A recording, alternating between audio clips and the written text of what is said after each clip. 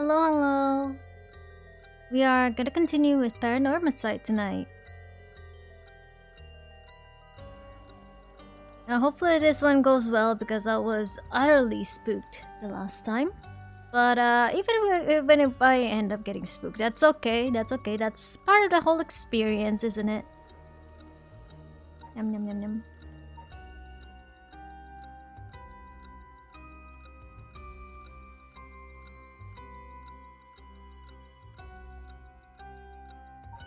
Okay. Oh, hi. Hi, Attilis. How are you? Good morning. Good morning to you, right? It is morning.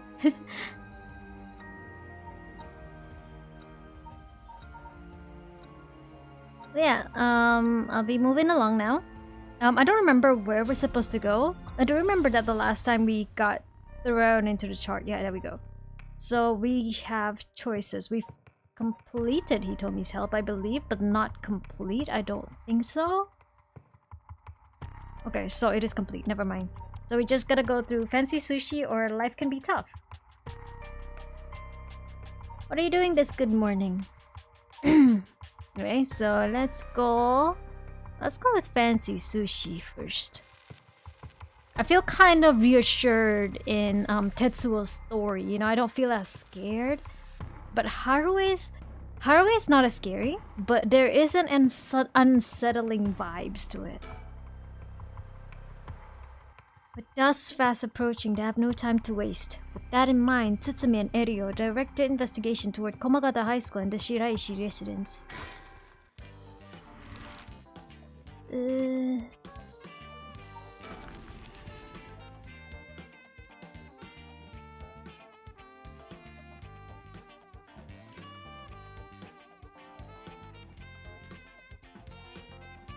Oh, we see Mio and Yako there. Here we are, Komagata High. Classes are suspended for the day, so the students are just kind of wandering around aimlessly. Let's see, yeah, there we go. Huh? That's... Boss? What is it? You wanna talk to those girls? Sure, let's... Yeah, I do. This is divine intervention. We were brought here for a reason. Come on, Ario. Huh? What?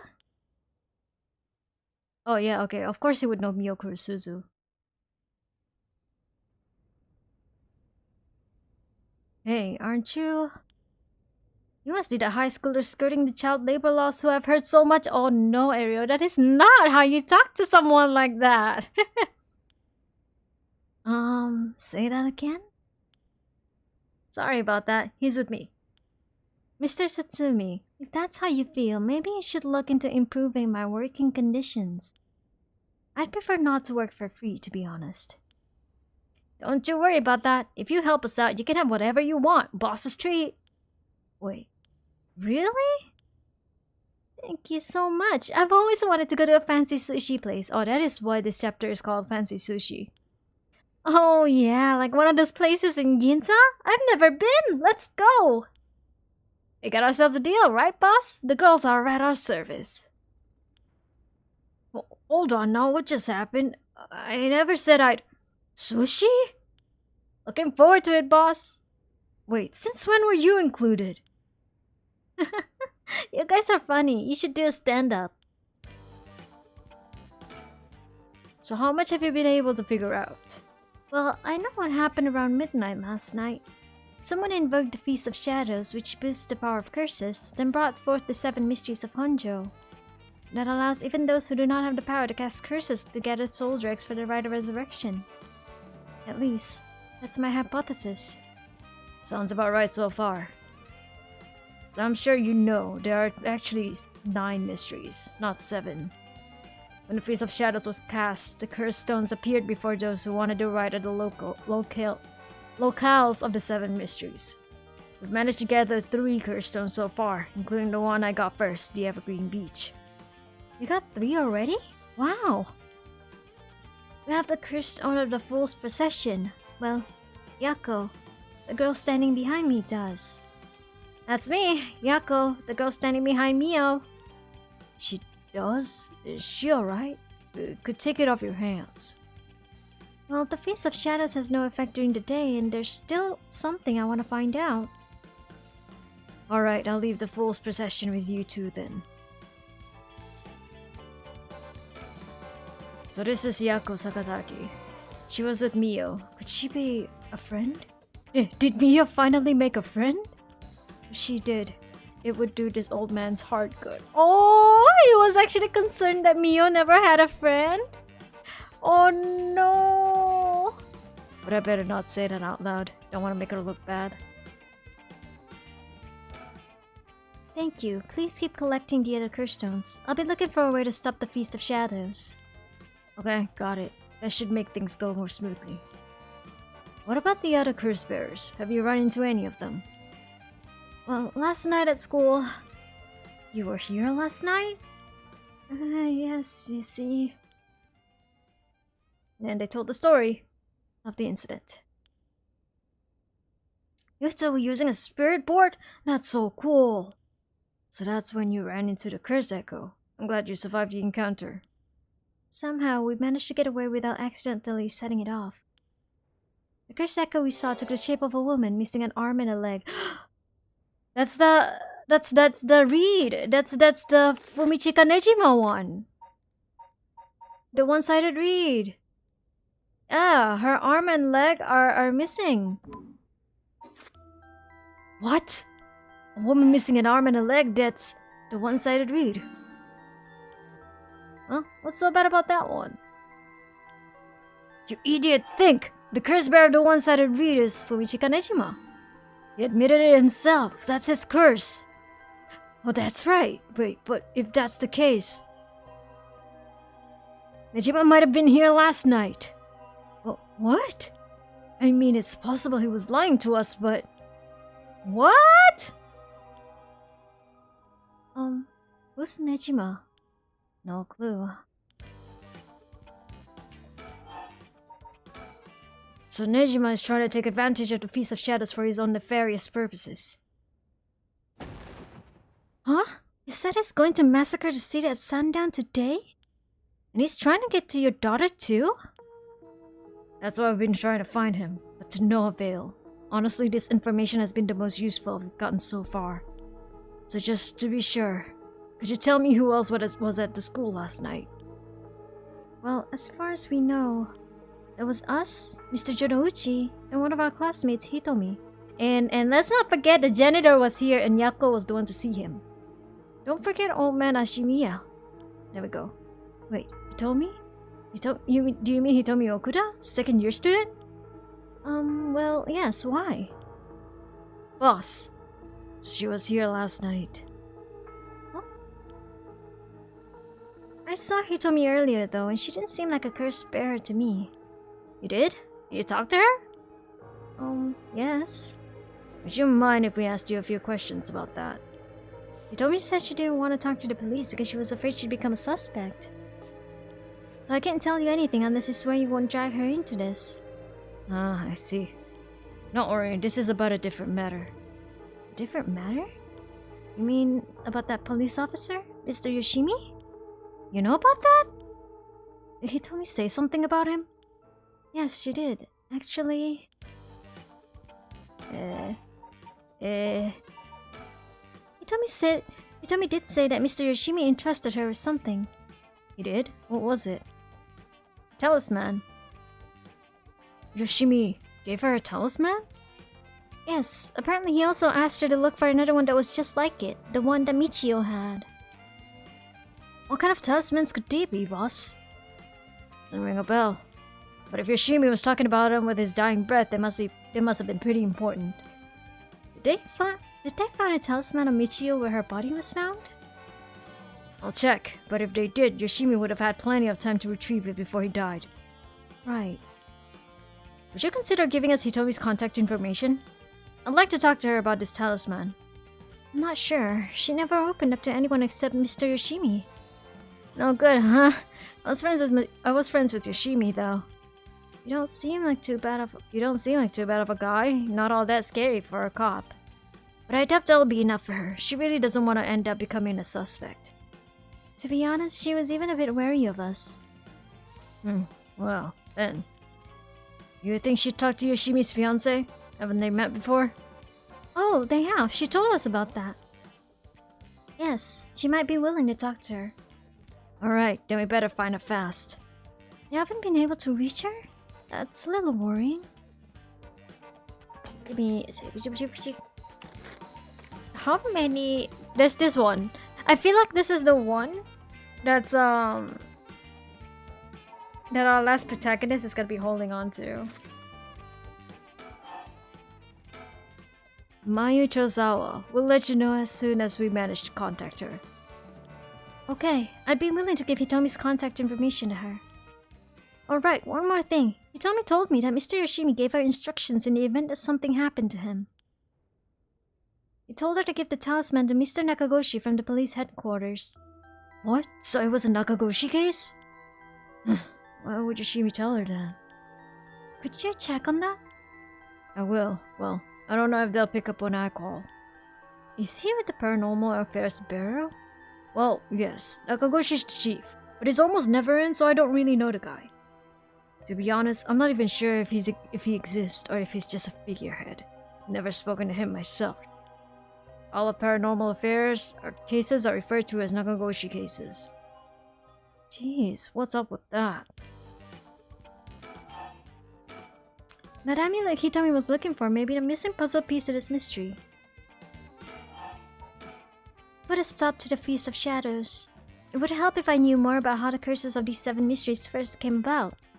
In that case, you'd probably best off talking to that crabby researcher guy. You mean Mr. Araishi? I would very much like to talk to him. Alright, he's a teacher here too, isn't he? You would know him already. You might be more inclined if it's one of his students doing the asking. Do you know where he is? I do. We tried talking to him, but he refused to cooperate. But you two should give it a try. He's at his usual cafe working on his papers. The cafe? Oh! Kurikikyo Cafe in Kamezawa? Thanks, we'll head over there now. School rule says we're not allowed to go to cafes though.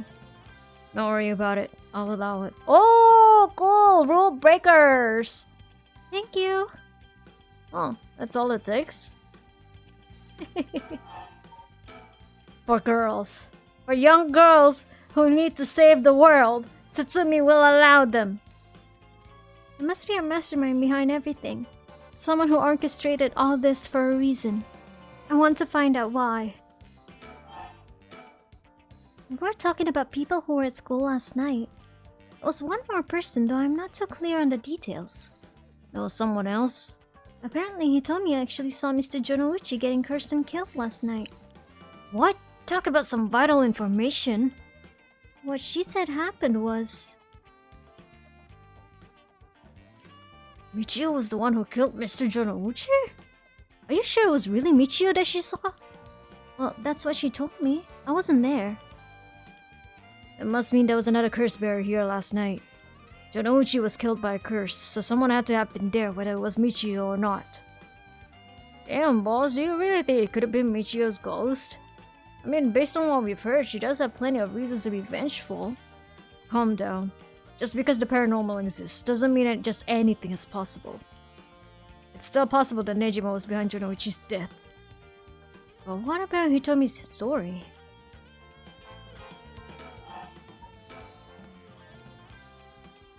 About this janitor, Ashimiya, was it? How old is he? Do you know how long he's worked here? Huh? Why are you so interested in him all of a sudden? I only just transferred to the school though, so I have no idea. Yako?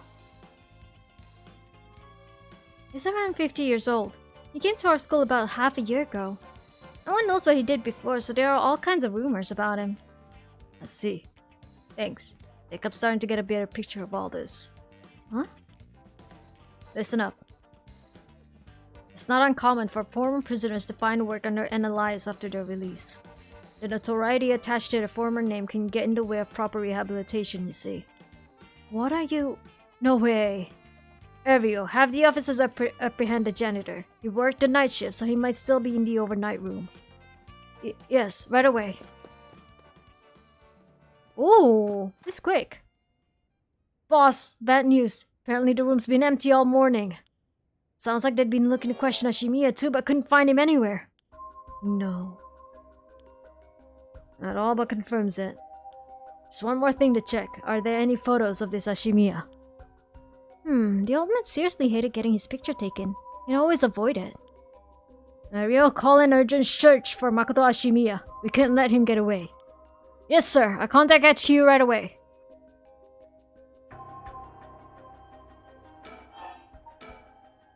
Oh my. I didn't expect this at all. Yeah, how could that old man have been some horrible criminal mastermind? I can't believe it. And a cursed bearer on top of that. To think he was so close to us this whole time? Gives me chills. A guy like that really shouldn't have been allowed to work at a high school. Let's hope it isn't already too late. Oh! I may have shown Ashimiya my curse stone last night. What? I don't like this one bit. Nejima did say he wasn't specifically targeting cursed bearers, but... I'm glad nothing happened to you. Wait, but then... Could it have been Old Man Ashimiya who attacked you in the hallway?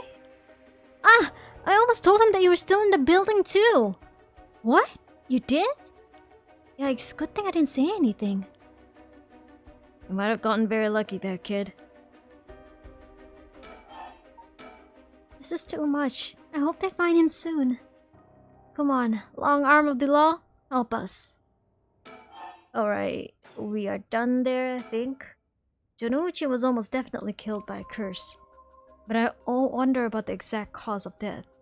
If the curse's origin and the cause of death are connected, it could give us another lead.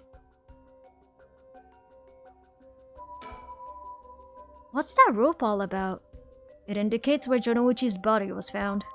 They've moved his body, but this way we still have an idea of how it was found. Yikes, that's a little gross.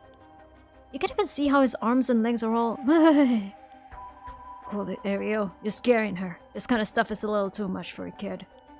Hey, I'm pretty sure she only asked because you were staring at it so intently. Alright, that's enough. Mio, what do you think? I knew it the second I looked at the scene. You're right. Traces of a curse still linger here. Figured as much. Does that mean Jonouchi was killed by one of the curses of the 7 mysteries? Yes. A strong curse like that always leaves behind a trace. Wow, Mio, you're so calm. Are you used to this kind of thing? I wouldn't say I'm used to it. It just comes with experience, I guess. No, I've heard some stories about you. Didn't you investigate a gruesome scene where someone had been killed by a paranormal attack without even breaking a sweat? Stop it, Mr. Satsumi. Just going to get the wrong idea. Oh, that's amazing! Mio, you're a professional! You think? Totally! You're cool even in the face of death! Yeah, it's awesome! When you put it like that, I'm not sure how awesome it is. So a curse was used here, which means the curse bearer must have been on the scene too. Forensics is still investigating the area. I didn't really want to bring these kids to a place like this, but there were too many onlookers outside for us to speak comfortably. Besides, it would be good to have Mia look around the scene too.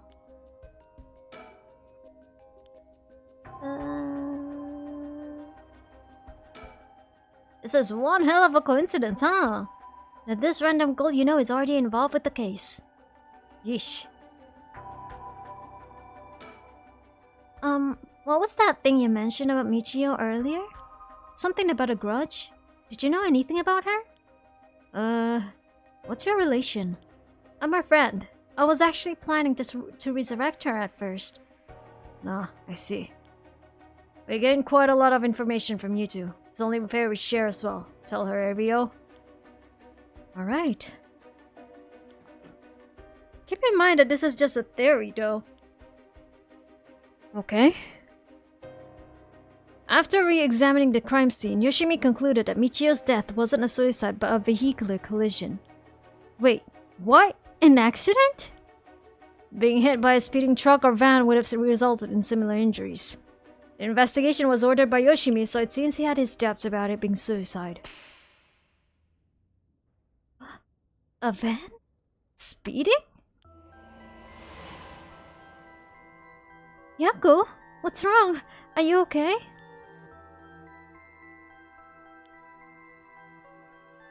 Oh boy.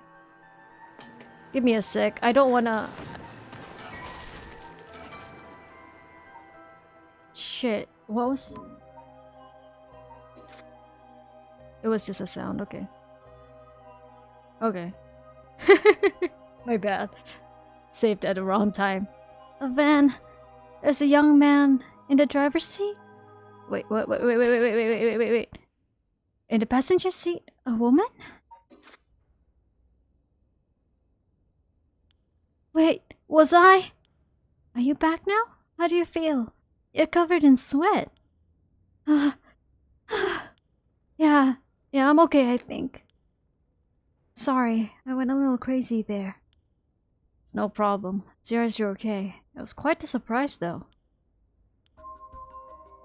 Seems she's seen stuff. Yoshimi talked to you about Michio, didn't he? Well, he didn't give me any specifics, if you're wondering about that. So I don't know what was truly on Michio's mind either. Right. Do you have any idea why Jonouchi was so scared of Michio? Well, about that... I'm not sure exactly how to put this, but... I see. Well, I half expected it was something like that. Thank you for telling me. Sorry, it's hard to explain. Wonder what he got his hands on to be able to blackmail her like that.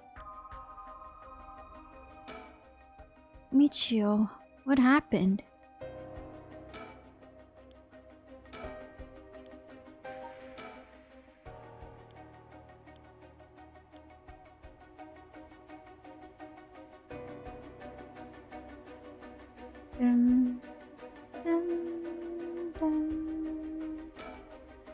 Hey boss, Forensics is calling. I'll go see what they have to say. Sure, thanks. Boss, they found this on the ground a short distance away from the scene. What is that? A ribbon? Yeah, the kind you use to tie up your hair, so it's a lot like Michio's, you know? What? I've seen that ribbon before. You have? Go on then. That's the ribbon that Michio always used to wear. What? Oh my god, look at the reaction. The reaction, oh my god. Doesn't that mean Michio was here? Are you sure? Definitely. I have the same one at home. We bought them together. That has to be hers. Did she come back to life somehow? But how? Oh boy. Oh boy, oh boy, oh boy.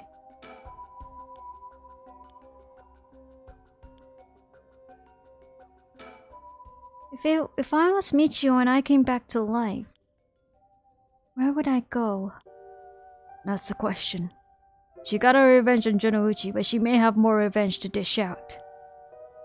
Is there anyone else she'd have a grudge against? Well, what about the guy who killed her in the collision?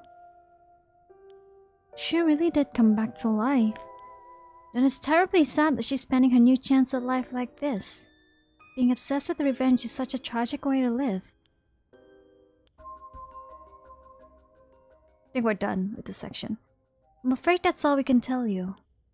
Don't worry, you were a big help. Thank you. We should start our search for Nejima and Mayu Chozawa. It might be worth it to check Michio's house as well, just in case. Let's use the school as our base of operations. If anything happens, go to one of the officers hanging around here. Got it. Thank you. Got it. Thank you and good luck. We'll go talk to Mr. Araishi about a way to lift this curse. Alright, boss. Let's get going whenever you're ready.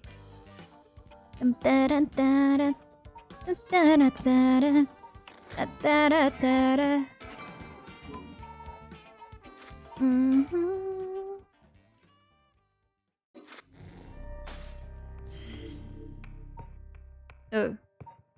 Sure, Destiny. Alright, so we can't unlock that one yet. Okay. Okay, let's go with Haraway's story. Which I imagine is right after we went to the mansion. Well, life can be tough, yeah. Throughout the night, Richter continues to gather information about the curse stones, while Haruhi lies awake until dawn, preoccupied by the prospect of bringing her lost child back to life. Haruhi Shigima, 10 a.m. Shigima Mansion.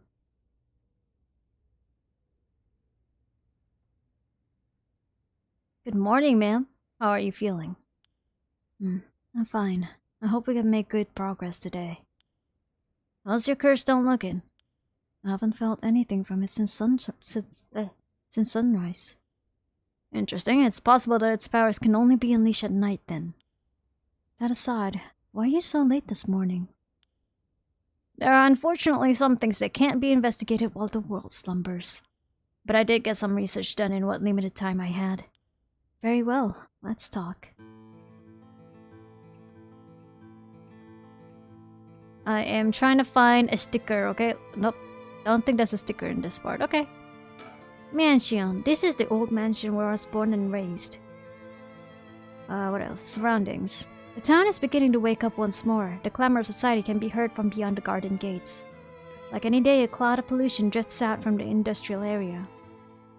Man, to live in such an era where that was such a huge thing, and then now where it's like such a norm. He's looking a bit tired. He must have been up all night investigating. Stock. By the way, there's something I wanted to talk to you about. And what's that? Our current plan is to steal a curse stone that's already absorbed Soldrex, but I'm wondering if it would suffice to not steal, but instead negotiate with a curse bearer and have them use the right for our purposes. Oh? I mean, I suppose that would accomplish the same, but do you think it's possible? So long as we offer compensation, it might prove much easier than you'd expect. Compensation? Cash, for instance. That wouldn't be off the table for a family as rich as the Shigimas, wouldn't it? Of course. Why, any amount would be fine if it get the job done. I won't let monetary matters lead me to regrets the way it did back with the ransom. Okay, with that option on the table, let's figure out our strategy. About the curse bearers. Do you have a curse bearer with whom we can negotiate in mind? Not yet. Surprisingly, it seems the other curse bearers haven't been that proactive about collecting soul dregs. Do you see the news this morning? No, I haven't. Overnight, 3 mysterious deaths were reported in this area. They've yet to announce the identities of the bodies found. But they've been nicknamed the Honjo serial killings. It's garnered quite some attention on the streets. Oh my. Only 3?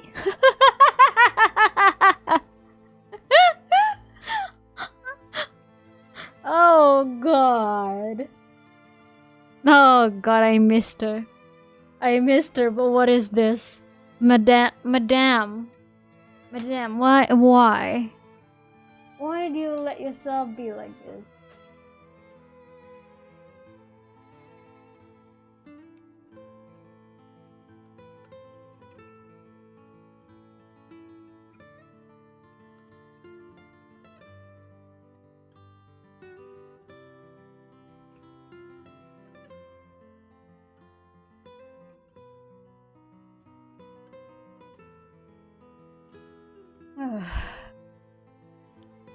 And that's what I thought. Even if the victims were curse bearers, just 1 or 2 wouldn't be enough soul dregs.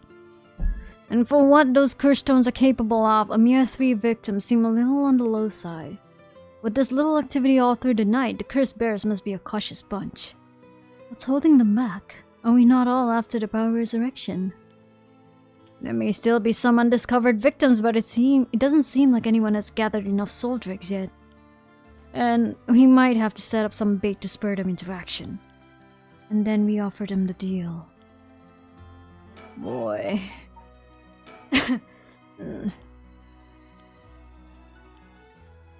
I thought it was gonna be a short one, that's why I just clicked. You think there's someone behind this all? You mentioned hearing an agonized voice telling you to kill when you first obtained the curse stone. That doesn't sound like a coincidence to me. Someone agitated the curses in this area on purpose. And they are likely after the rite of resurrection as well. So you're thinking this person is not one of the curse bearers? You've got a sharp mind, ma'am. Though it might seem obvious for the mastermind to become a curse bearer and collect soul dregs if they were after the right.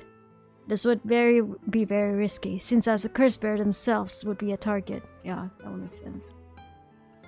So it would actually be more convenient for them if the curse bearers moved less aggressively. That's right, but despite that, they've been inciting the curse bearers to commit murders. Why? Let's consider this. What if the mastermind isn't trying to collect soul dregs themselves? You mean their intention was also to steal the souls, while the other curse bearers compete with each other from the start? Sitting back and observing from the sidelines is a safer course of action, which is why I figured it best for us to attempt the same strategy. So how should we do it? There's still reason to suspect the mastermind could be a curse bearer themselves. To be honest, I want to keep my distance from whoever it is. There's no telling what kind of power they might possess. Whatever our aim is to negotiate or steal, we'll have to outpace the mastermind in making contact with the other curse bearers. How do you suppose we do so? At this point, all we can do is search. I learned something new about the criminal involved with the kidnapping. It concerns the serial killings. There was a body found at Komagata High School. The person was identified as a school teacher. His name was Kohei Jonouchi. Do you think he was a curse bearer? Not sure. It's impossible. It's possible. But regardless, this means the two people who knew the truth about the kidnapping are both dead. Just when we're getting somewhere. It isn't enough to make me give up, of course. Still, we don't know anything about Michio Shiraishi's residence. It'd be wise to pay a visit. Understood.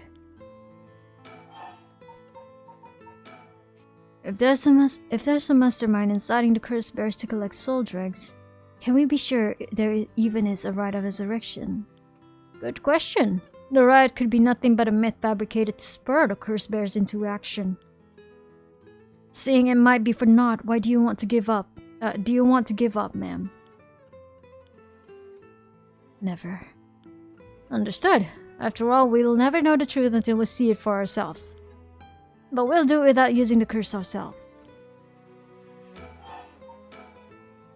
In addition to the 3 victims associated with the Honjo serial killings, there's Michio Shiraishi, who reportedly committed suicide, and a police officer who died at the former Yasuda Gardens. If strange deaths continue to occur like so, they're bound to inspire strange rumors. Those last 2 have nothing to do with the 7 mysteries, no? It's true, both occurred a week before this accursed situation began. Still, it cannot be ruled out. It's possible that the mastermind was involved even with those killings. How? What if there were preliminary steps to awakening the 7 mysteries curse? Oh, thank you, Richter. I was thinking about this as well.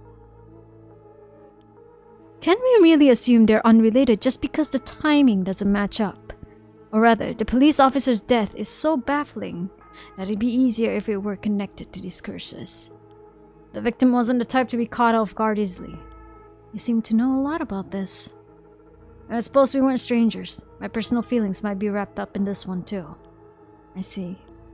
If you were to investigate this matter more, you might get a lead on the mastermind. You're right. If we wish to focus on the mastermind's identity, this would be a fine starting point. We might even discover more deaths related to the curses on the way. We should pay attention to today's news. By the way, I met a few people who seemed like potential curse bearers last night. I did some investigating into all of them, but I only managed to get detailed information on 2. You're quick. I suppose that's to be expected. From an investigator extraordinaire. I appreciate the flattery. My sir, you are posing. First, there's Ayami Tono, the girl we talked to before, though she isn't a curse bearer herself. She's a student attending T University of Art. Did I just say Tokyo? Wait, is that an actual University of Art? Yeah, there is definitely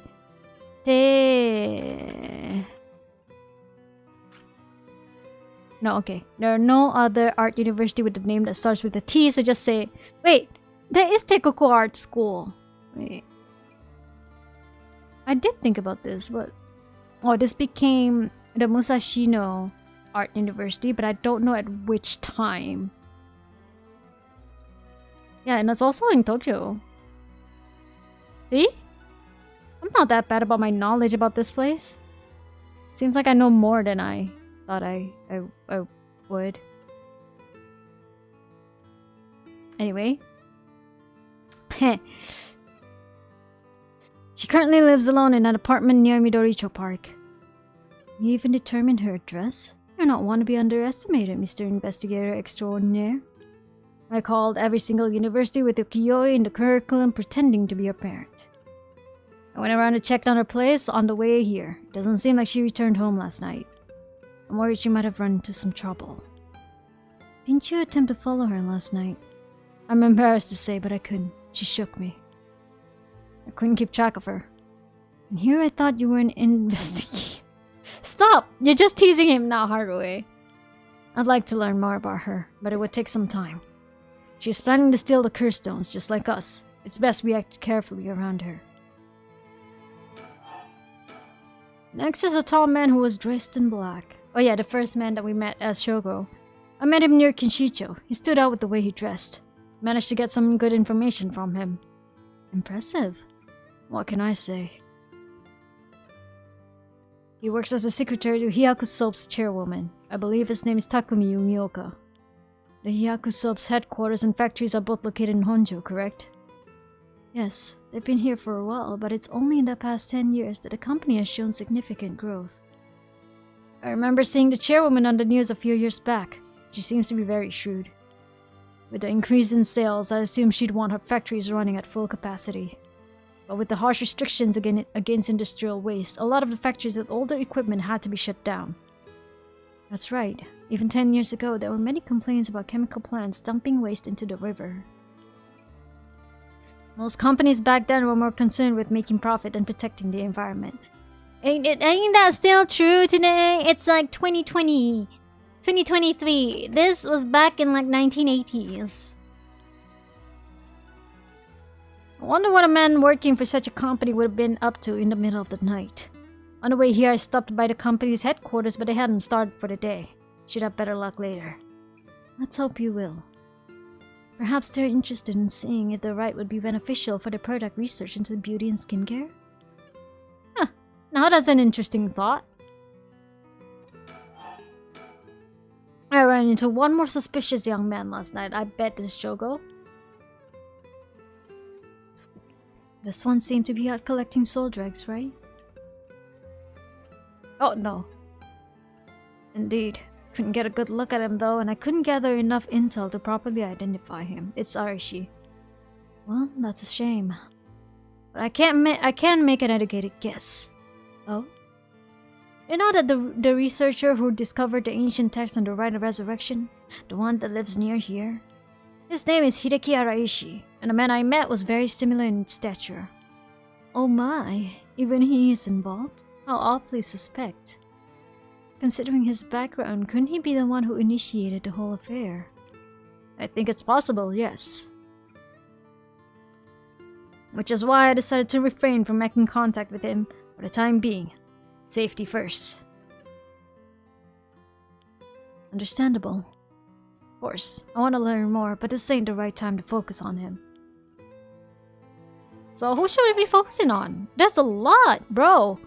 I prefer to ascertain who else is a curse bearer. First, I'll return to Hiyaku Soaps to see that man in black. Their headquarters are down on South Warigasui Street. Well, that's all I have to report. Shall we continue with our investigation? What do you want to do? If you still can't use the curse stone, taking a walk should be a fine place to start. Right, let's go together. I want to see what's going on for myself. In that case, I'll trust you to decide on where we should go, ma'am. Move. South Warigasui Street. Wait, what? Oh. Warigasui Street.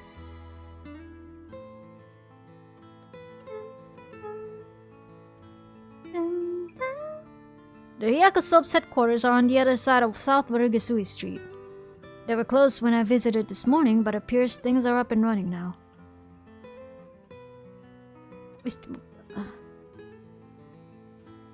I can scroll in and out? Wow. Like, it's basically Zoom, right? But also, I'm trying to find stickers. I can't find any stickers. To think a small soap-making company could grow so much in such a short time. They have factories and warehouses throughout the area now. You can see why director and now chairwoman Natsue Yamamori is called the Queen. Oh, I thought we were gonna see her. A chemical producer that ranks 4th largest in the domestic detergent market. Oh, that bothers me. The spacing on this is different from the spacing in the rest of it. And 7th largest in the cosmetics market. From its humble beginnings as a small soap factory established after the war in 1946, founder Natsue Yamamori utilized a feminine perspective and a well-timed economic boom to boldly lead the company into new markets. Even as the market grew crowded with the industrialization of Sumida City, the company continued to expand, digging its roots deep into the area. In particular, it established itself as a household name by focusing its branding toward the rapidly expanding convenience store market. Its flagship product. My reading tonight is poor.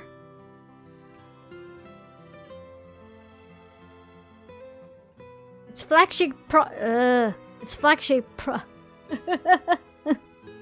flagship products now include cosmetics, detergent, soap, shampoo, and more. Try to open my mouth there a bit more. The company's name, Hihaku, can also refer to kasuri, a type of pattern fabric. Oh, there we go, we get to see her. Natsue Yamamori, sex female, occupation company chairwoman. She has a curse echo? No, I doubt it, right? I doubt it. No, she does not have a curse echo. Natsue is the former president of Hihaku Soaps, a large chemicals company. Though she retired from her position 2 years ago, she still wields great influence over the company from her position of chairwoman. Recently, there have been rumors about her possessing strange and powerful magical abilities, earning her the nickname the Witch of Hihaku. Prior to the war, Natsue enjoyed working her dream job at a textile factory. She was forced to face the bitter reality of the world, however, when the factory was destroyed by a fire during the war. She was ordered to rework the fabrics she had painstakingly crafted into something more suitable for blue-collar work. Witnessing the rise in popularity of Western-style clothing in the post-war period, Natsue left the textile industry. However, a nod to her past can be seen in her company's name, with Hihaku being another name for kasuri, a type of fabric featuring patterns and images woven with dyed fibers. Having long been dissatisfied with the soap supplied at the textile factory, Natsue saw a business opportunity and set up her own small soap factory. Taking inspiration from imported soap brands, she developed new products which quickly gained a good reputation. Even the shrewd businesswoman Natsue ran an aggressive promotional campaign on TV, featuring a popular Japanese singer, rapidly turning Hihaku Soaps into a household name. Hi. Thank you. You mentioned that Takumi works as our secretary. That's correct. Do you think it's possible he's acting on our orders? That's exactly my thinking. Curse bearer with both money and power could certainly look at resurrection as their next prize. Negotiating with a person of that stature may prove difficult.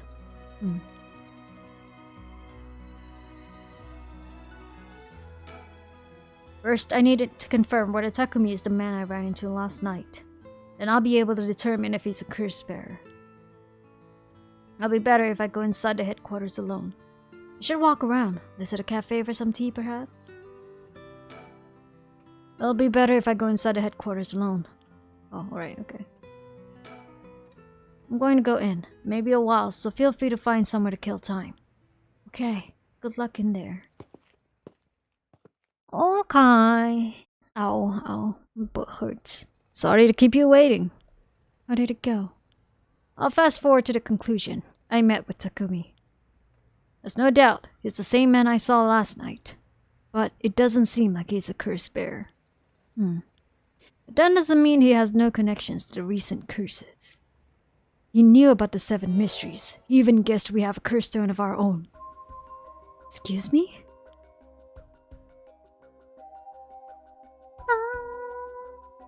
Tried to approach Takumi about a fallen item after I ran into him last night. However, you said your name was Richter, correct? I have a favor I'd like to ask you. I was hoping you would hand over the curse stone in your possession. Curse stone? What are you on about? There's no need to play dumb with me. In fact, there is no time for it. I had all the same reason you did to think you were a curse bearer last night. And your arrival here only confirms it. You're a curse bearer, no?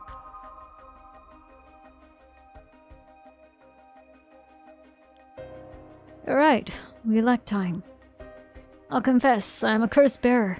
I possess the curse stone of the haunting clappers. I'm glad to hear the truth. Finally, this conversation is worthwhile.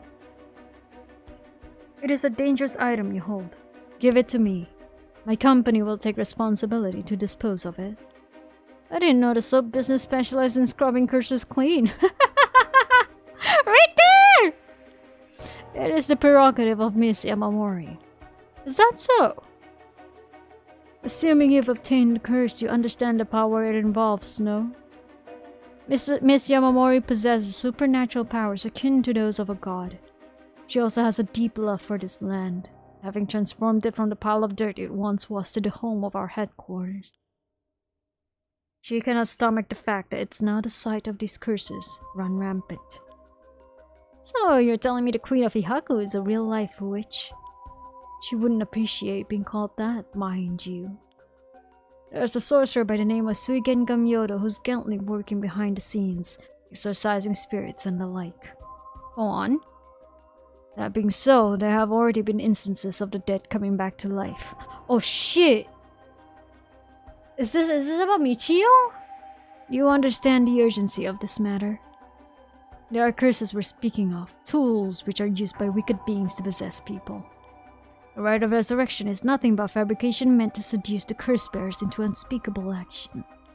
If you truly understand what I'm talking about, you must hand over that curse stone at once. Very interesting. But that said, just how many curse stones have you acquired so far? What you tell me is true. Surely the company would have launched a large-scale search by now. We have 6. No, just laughing. 6! Whoa, I can rest at ease then. And here I thought I was at risk of being cursed. Seems we are on the same page. If that is the case, you should hand over your curse stone immediately. I'm sorry to disappoint you, but it's not actually in my possession at the moment. Considering its importance, I've been keeping it in hiding. Really now? Then I'll accompany you while you retrieve it. How insistent. I'm sorry, but I've got something important to attend to. But I promise, I'll return with it later. Very well. Then you won't refuse to provide your address and telephone number, I presume. How prudent of you. I'll oblige.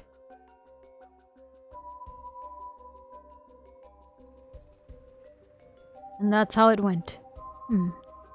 So they aren't up to the right after all. I wouldn't be so quick to trust him. Oh? I believe we're dealing with a master in deception. He may well have made up a story to convince us to part ways with our stone. I think he was lying about having procured 6 curse stones as well. Like, really? 6? That's excessive. Thanks! Well, now I feel gullible. A company... I swear, it feels like everything Haruhi says, it's like sarcastic, okay? It's like, I'm hyping you up, but it's, oh really? Yeah. Company is plotting something. I wonder what they mean to do with the curse stones. Seems rather desperate to get a hold of ours, despite us not having collected any soul dregs. Perhaps the people at Ihaku are the masterminds behind the curses that being unleashed. Because the chairwoman's a witch? I wonder about that too. If she really were that powerful, would her secretary have divulged that information so casually? Hey Kyo! Heyo! How are you? Good evening, by the way.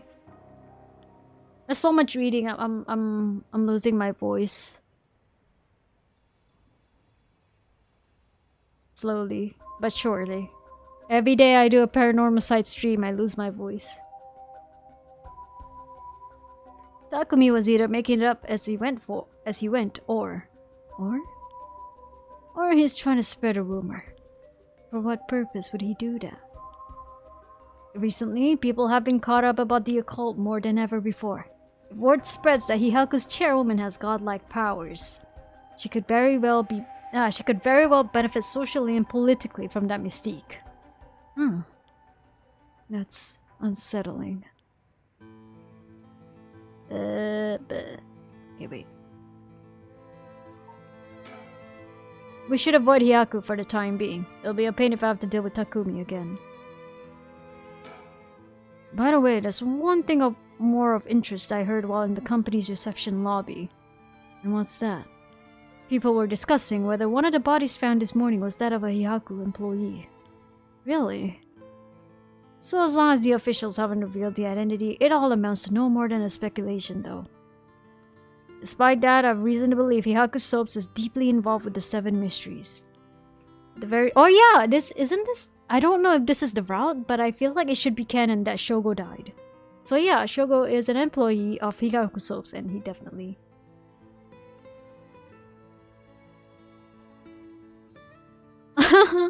Oh no! Oh no!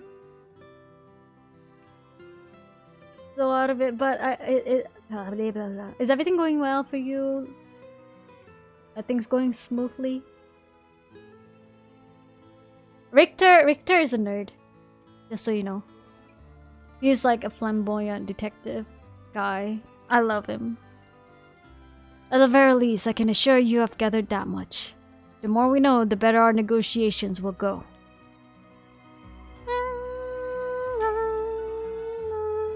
Back in Edo period, the canal known as the South Warigasui ran through this area, but it's been turned into a major road.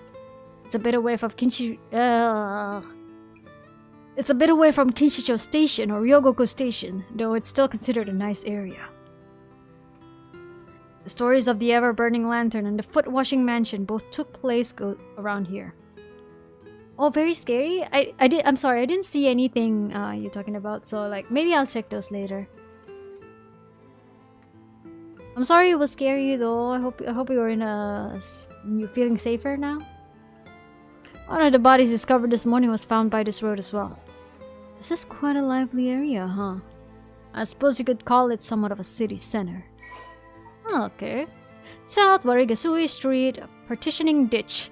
That is what Warigasui means, by the way. It refers to a waterway dug down the middle of a road so as to divide it. At the dawn of the Edo period, the Honjo district was a little more than a collection of suburban rice farms.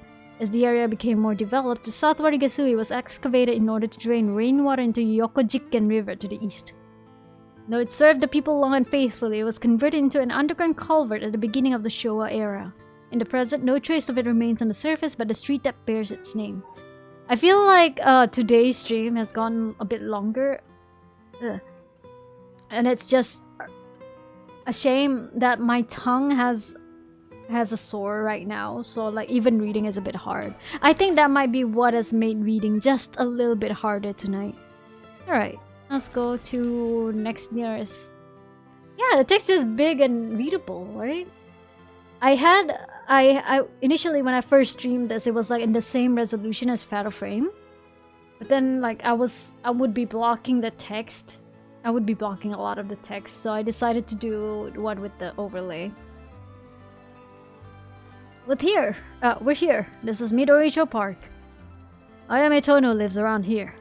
She wasn't in her apartment when I dropped by this morning. I wonder if it's worth checking again. Okay, let's see. Can we find... Nope, we cannot find. This place is connected with the story of Taiko Tsugaru. Not only that, Katsushika Hokusai's home was also in this area. That might be why Ayame chose to live here. She's so obsessed, what the heck? Yeah, hopefully we can find the time to read together something. Can you handle like... Can you do like a visual novel? Maybe something that's also, that has more action probably in this? Small park bordering South Warigasui Street, sporting a mixture of cherry and evergreen trees, although unremarkable in most respects. Its small playground always attracts a number of children come evening. While no trace remains in the modern day, it stands on what was once the site of the Sugaru estate. The legendary artist Katsushika Hokusai is also believed to have been born in the vicinity. My tongue sore. Tongue sore sucks. Able. It's always heartwarming to see children playing around the park. Victor seems to like kids, perhaps because they're on the same wavelength. Haraway! Haraway!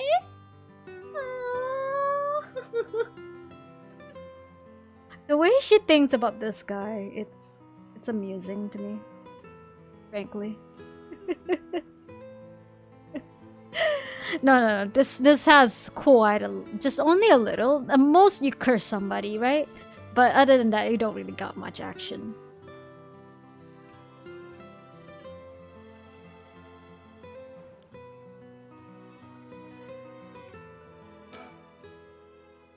We won't get much done standing around here.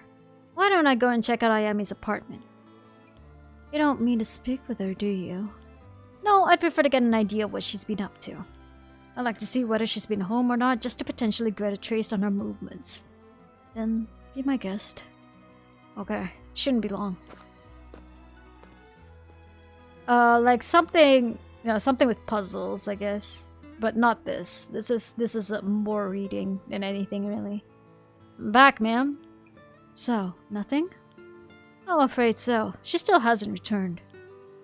However, I noticed a few people who seem to be related to the police force keeping watch in the area. Don't know if they got eyes on our apartment, but they do appear to be watching the building it's in. Interesting. You've got a sharp eye to have noticed them despite being so covered. What can I say? It's part of the job. Despite being so covered and he's dressed up like a flamboyant guy. This is why I love these two. She's so sarcastic. I swear, she's being sarcastic and no one knows. No one notices it. However, it meant I had to refrain from knocking on the door or looking through her windows. I wasn't able to check her electric meter or mailbox either, unfortunately. You are planning to go that far? She's like, sir, you are slowly becoming a creep. We won't make much progress okay, so...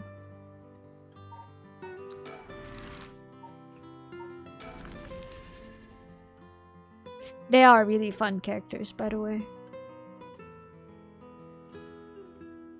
I think they're ridiculous. Here we are at Ground Zero, Komagata High School. I guess it's logical that the police has got this place shut down. The teacher's body was found here, after all. It's as if the students have nowhere to go now that the school's closed.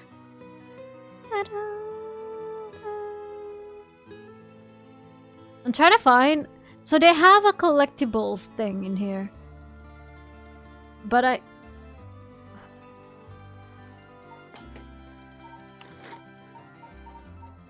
it's not in files. Oh, it should be in files. All. So they have a collectibles in this game, surprisingly. I'm trying to find Mockingbirds. There we go. That's like 20 of them, and I've only found 2. Approach the net. A bottom shelf surrounded by darkness. Jackpot. Look up the first house among the morning green before hearing the history. In the bright garden. If you won the lottery. Wait until you feel like yourself again. Detectives and private eyes are ringing. Shit! I think I was supposed to see one of these in one of the previous chapters. The excited detective, waiting at the entrance, in the park where sparrows sing. Waiting at the intersection, on a bridge pillar at night. I feel like I should have seen this one as well, but I didn't. A unique looking playground, revisiting the park at night. But I didn't, which is... it's frustrating, but okay. This place is said to be connected with the story of the Fool's Procession. I wouldn't be surprised if a cursed bear decided to turn up. However, I need to find out if that teacher was a cursed bear or not. Spoiler alert, no. The teacher is not a cursed bear. I expect the police to be baffled since they don't know about the curses. Can I ask around? Let's see what the students have to say. Oh yeah, we're not exactly chapter blocked, by the way. I can always go to the story chart. Wait, no. I can always save and go to the story chart, but I don't really want to get there until we get there. It's just, I feel like I think I might have unfortunately missed some of them. And I'm just like, man, how did I miss that? Because I feel like I've been actively looking for these bird stickers, you know? Anyway, ask him to inquire. Alright, I'll go ask the students about Michiyo.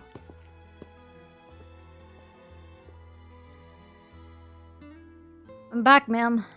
So, what did you learn? School kids sure love a good rumor. I was practically drowning in stories about Mr. Jonouchi and Michiyo, most of which seemed dubious at best. Not surprising. Most of what I heard was hardly worth a second thought. There was one story that caught my attention. Oh? Some believe that Michiyo is the one who killed Mr. Jonouchi. Really? The story's got two pieces of evidence to back it up. One of them wasn't news to me. Apparently he's been mumbling that Michiyo was going to kill him for some days now. A fellow teacher overheard this mumbling and told the students. And then it spread like a wildfire, I suppose. Rumors that juicy don't stay a secret for long. As for the other piece of evidence, a pigtailed girl in her school uniform was seen around school late last night. Go on. Although numerous people claim to have seen the girl, not one of them saw her face. Some are proposing it was Michiyo brought back to life, or that it was her vengeful spirit. But it's not like Michiyo's the only high school girl to wear pigtails. This rumor might have been made up just to fan the flames.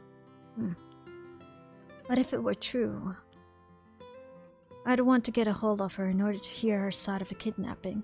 And yeah. I don't know about fast forward to text. I don't know if you can fast forward to text, but you can always pick, like whenever you go back to a chapter, you can always pick which section you want to replay. So yeah. If she's alive, that'd be ideal. There's still one more thing I should mention. I discovered where Michiyo lived. The student had a list of student addresses on hand. That's an amazing find. I believe all the students actually have a copy of said list. It truly worries me how easy it was to obtain what should have been confidential information. Imagine what would happen if that information got into the wrong hands. Well, so far it hasn't, no? Remember? I don't know if you guys were like that in school, but I remember way back when we used to have like this book of just everybody's biodata. Like you just passed around the book to your class and then everybody would just fill in with their information. I feel like that's the kind of school era I lived in. It was the 2000s. Sure, let's hope it stays that way. Yeah, there are sections within the chapters. In the meantime, it's now possible for us to visit Michiyo Shiraishi's house. It's a move! Michiyo Shiraishi's house.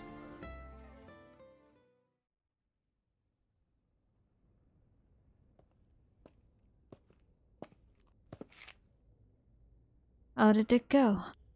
I went to visit Michiyo Shiraishi's family home, however. No one seemed to be there. Got no answer at the door and all the lights were out. Seems to have been empty for a while now. There was a stack of newspapers out front.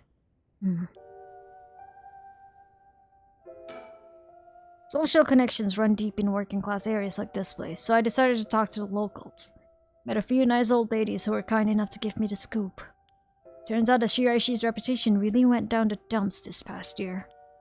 Is that so? I'll give you the quick summary. They moved here about 3 years ago. Their previous residence was in a better part of town. Michiyo's father died in a car accident, leaving behind just the two of them. Michiyo's mom, Toshiko, now a single mother, relocated here. At first they got along with the neighbors, many of which were in similar situations, helping and being helped in turn. So far so good. What happened? Well, as I said, the reputation began to go downhill about a year ago. A man recognized as Toshiko's common-law husband had moved into the household. His name was apparently Kankichiro Iwai. Neighborhood gossip is something else. Somehow everyone knew his name. So what of this Iwai character? He was apparently a vulgar fellow with a criminal record. He was prone to violent outbursts. The neighbors often heard screams and shouting coming from the home. The neighbors took particular notice of Toshiko's screams, pleading with him to not hit Michio. That's terrible. As if that wasn't unsettling enough, every night the neighbors also began to hear an eerie chanting. Through this, the shiraishi standing in the neighborhood plummeted. Shit! Shit! You guys noticed that? Anyone noticed that? Because I was like... Nah. Oh, okay. They're just shadows of people. They're supposed to be like the crowds. Okay, sorry, I was panicking.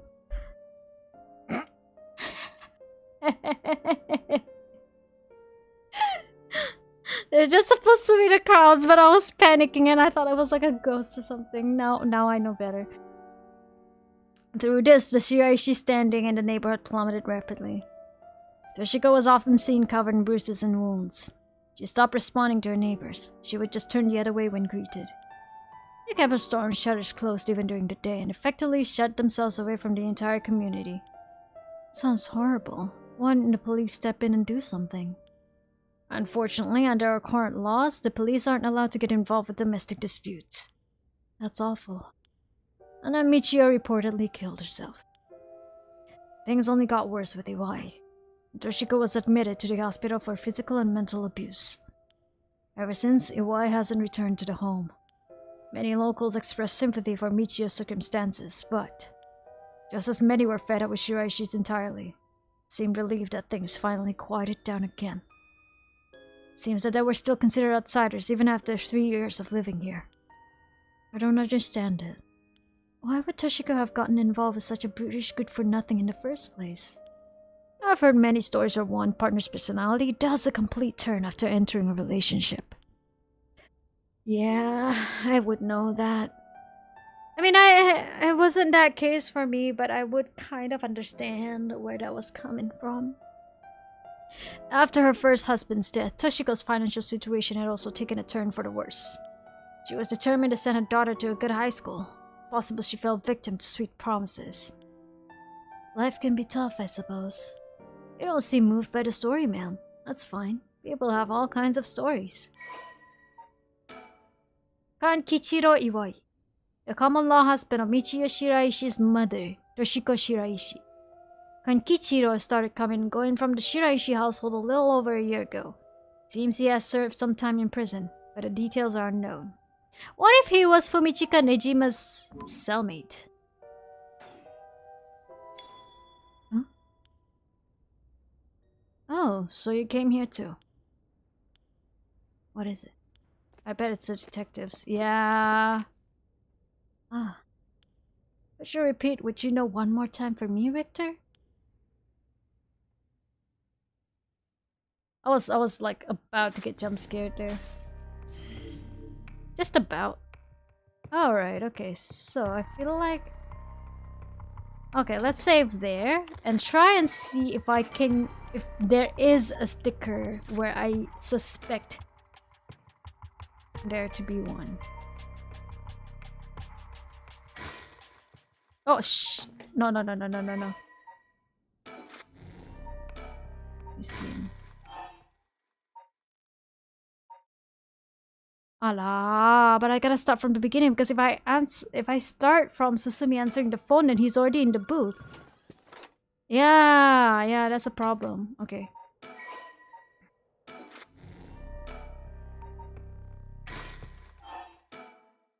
Okay. Let's see.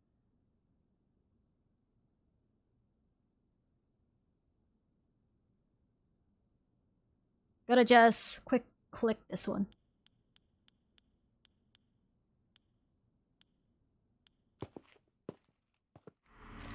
Kishibori part.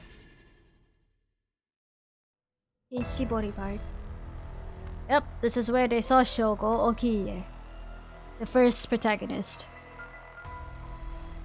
Whoa, whoa, whoa, what is... Okay. I'm not gonna read this over again.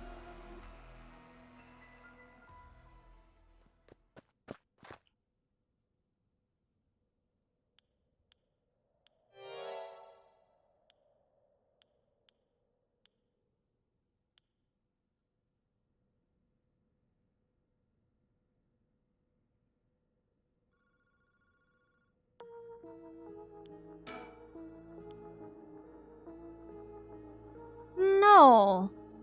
There's no sticker here. Yeah, I would have noticed if there was a sticker here. Maybe it's somewhere else, like another phone?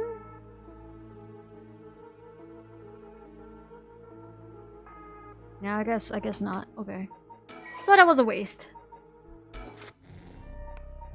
That's just... Okay. Yeah. Haruhi and Richter visit Michio's home, having determined her to be a key player in the unresolved kidnapping case from a year before. As the complicated story begins to unravel, they encounter two men. Ooh! A jazz number.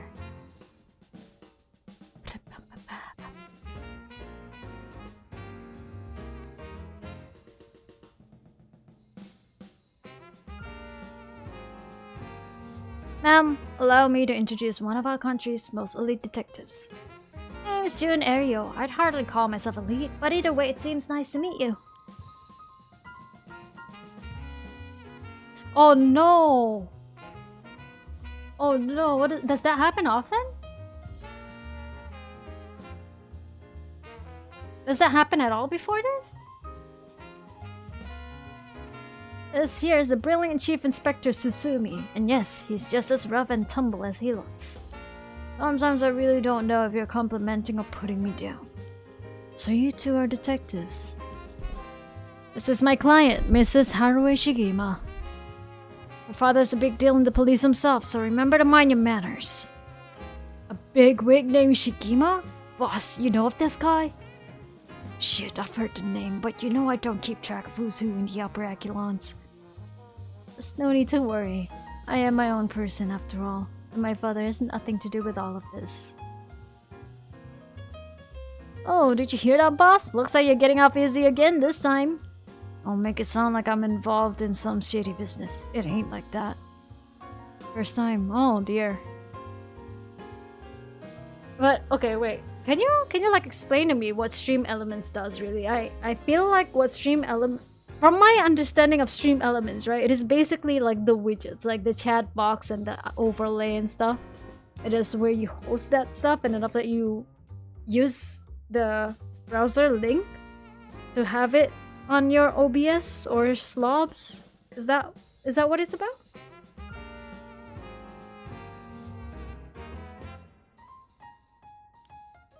You both seem rather jovial despite being detectives. How rare. All the police officers I've met have always been so dull. Well, you won't find any dull cops here. We'll round up all your criminals with a smile. That's our motto. Oh, lovely. Keep it up. Just hold on one second. This is the first time I'm hearing of that. Well, you're right about them not being your typical detectives. What brings you here, Richter? You on a case? That's right, I'm picking up the police's slack. I trust you remember the kidnapping and murder case from last year. Oh, I remember now. You're that Haruhi Shigima from the kidnapping case. Huh? Did I miss something? Don't be an idiot. It was the case where Munesada Shigima's grandson was kidnapped. Which must have been your son, ma'am? Indeed. The story was suppressed by the news. In the end, it was considered a huge failure on the police department's part. Most of the investigation was conducted in secret. And unfortunately, the department is unwilling to reopen the case. Any investigation carried out afterwards turned up nothing at all, which is why I'm now on the job. So they never caught the culprit, huh? That's rough. So your findings have brought you to this place then? That's right. An individual connected to the case used to live around here. Used to? That's right. As of last week, they're deceased. We'd hope to talk to the family. No one was home when I checked last time, so we figured we'd try again. Interesting. Sure doesn't look good on the police to be mishandling cases like this. If there really was a culprit, it should be our responsibility to bring them to justice. Well, I do consider the police my people. So you consider the blame to be shared. You've got a stern side as well, I see. By the way, ma'am, this might be sudden, but there's something I'd like to confirm with you. And that is? Do you happen to know anything about the 7 mysteries of Honjo? Sorry, Chief, but that's hardly... With all due respect, investigator, I think my question was addressed to the lady. If you insist. What do you say, ma'am? Can you tell us anything? I don't know much. I've heard of the 7 mysteries, but this talk of curses eludes me. Is that so? Well, I'm sorry for the intrusion. Yeah, that's understandable. Browser overlays. I see. I see.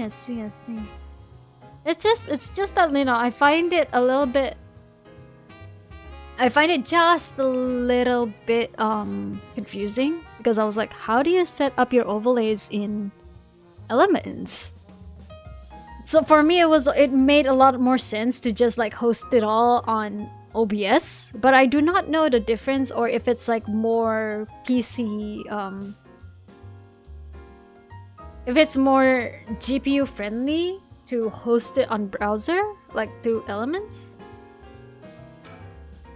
Come to think of it, I've heard some things about this area last night. Something about strange yet conspicuous man dressed in white loitering around. It was this guy. This guy was Victor, 100%. Wait a second. I assumed they were talking about you, investigator. Well, I won't argue that I'm strange and conspicuously dressed in white. And as it turns out, I was here last night to conduct my investigation. Did you run into anything strange or out of the ordinary? Out of the ordinary. I guess I did observe a few suspicious characters. You were asking about curses just now. Why would a public servant be interested in the occult? Boss, Richter's a smart man. He can help us if we tell him what we know. I can't promise I'll be any help to you, but I'm interested in hearing what you gotta say. Something is happening in Honjo, isn't there? Must be something big if they got you head office guys on it. Oh, I guess it's alright. Desperate times call for desperate measures. Thank you, boss. Listen closely to what we're about to say, Richter.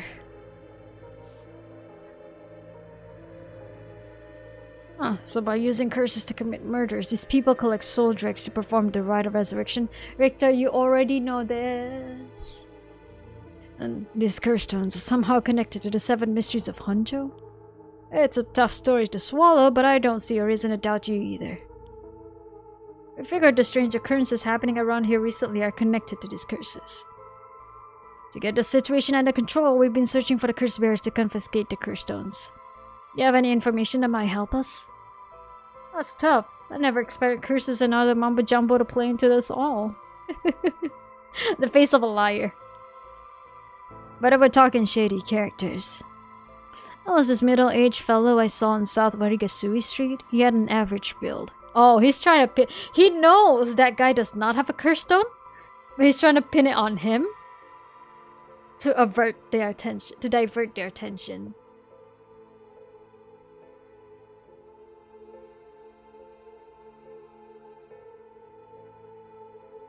Basically, OBS displays. Oh no. Oh, okay. Yeah, that's what I thought. But I think it might be definitely more GPU friendly to do it that way, rather than have everything hosted locally. But I don't know, I haven't tried yet. Like, especially when you're using another program for camera, right? Yeah.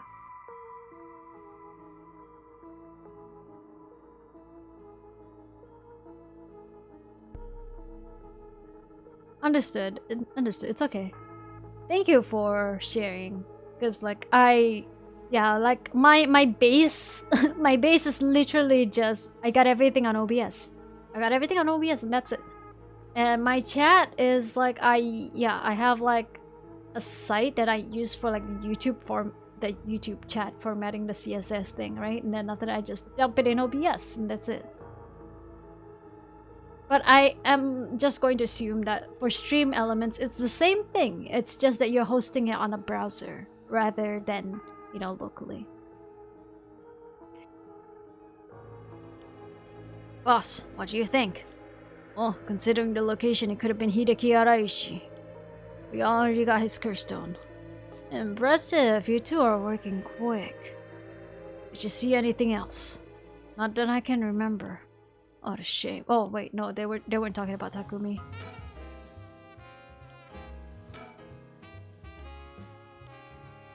Richter, perhaps you could lend a hand on our case too. There's a number of people we can't track, and finding missing persons happens to be your specialty, no? I hate to disappoint you, but I'm busy enough with this case. The faith of my clients is what keeps me afloat. I have to prioritize requests by the order in which they come. I see, well, can't say that's not fair. What do you need a private investigator for anyway? The cops should have plenty of bright folks to throw at the job. True, but this isn't an ordinary case we're dealing with here.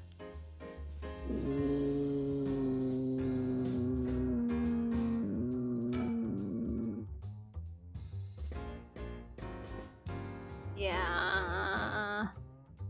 I thought we might cause trouble standing in the middle of the street talking like this, but so far we haven't drawn attention. And again, that might be just because nobody wants to get involved with the case. I guess knowing how to deal with cops is also a part of an investigator's job. Not quite. The two of us used to be comrades is all. Comrades? That's right. Victor used to be a part of the police force himself. He quit a few years ago to go solo. Is that so? I should give it a try, Ariel. There's more freedom in working as a private investigator. Can't say much for the quality of life, though. It's been 2 years, right? I hadn't heard of you since you quit. I didn't think your business would last, but here you are. You sure don't want to return to the force? We'd take you back with open arms. Oh no, that was just me thinking. My brain was on gear. Gear whirring. My show. Oh yeah, oh yeah.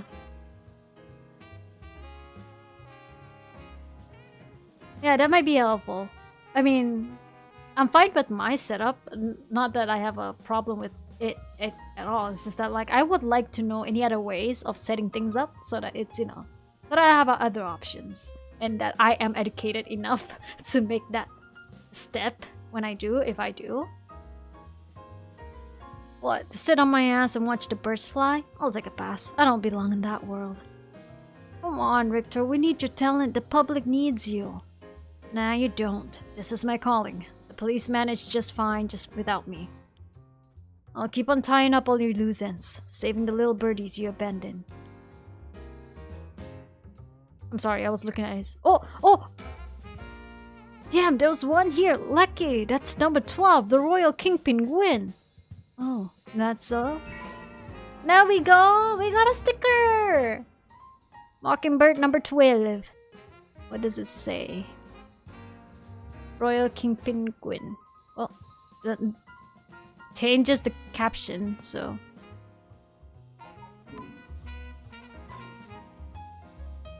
It's a good thing I was staring at his chest, and then I noticed it. Can't believe you were actually part of a police force once. That's the story behind everything, ma'am. I don't regret my time on the force. Wouldn't have had the connections I have today without it. Wait, let me just take a screenshot of this. Yeah, there we go. Taken! Huh? By the way, that reminds me, Richter. Yes? It said the person who used to live here died last week. You wouldn't be referring to Michiyo Shiraishi any chance? You knew? I thought so. Seems like we're here for the same reason then. Seriously? Michiyo was involved with curses and magic? Strictly speaking, the curse part isn't our concern. We'll look into Yoshimi's case. Yoshimi? Oh right, Hajime Yoshimi's. That's right, he died on the job. I'm sure you've heard of it. I heard. It was a most unfortunate loss. There's a connection between Hajime... So there's a connection between Hajime Yoshimi of the Juvenile Division and Michiyo. Wait, I got a Steam achievement and it says Veteran Investigator. No way it is because I got a sticker, right? Oh, accumulate 10 hours of playtime. Alright, I guess.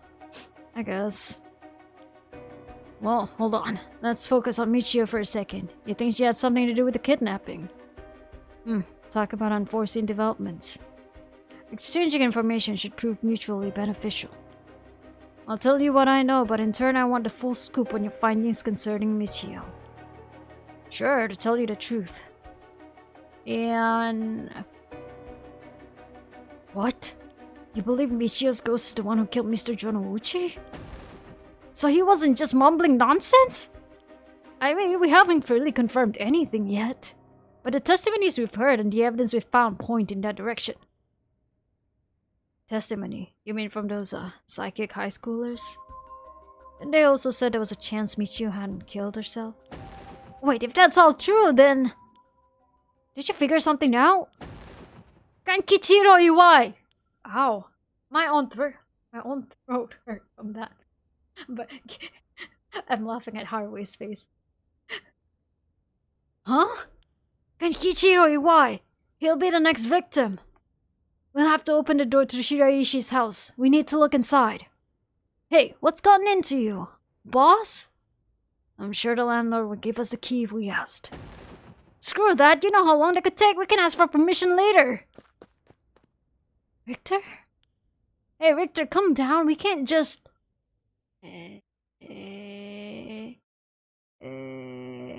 Take that, you shitty door. That's how you do it. No way. No way, Richter. Richter, get a hold of yourself. I see you're still the same as always. Same as always? I haven't seen him like this. Everyone, come quick. Look at this. Fuck.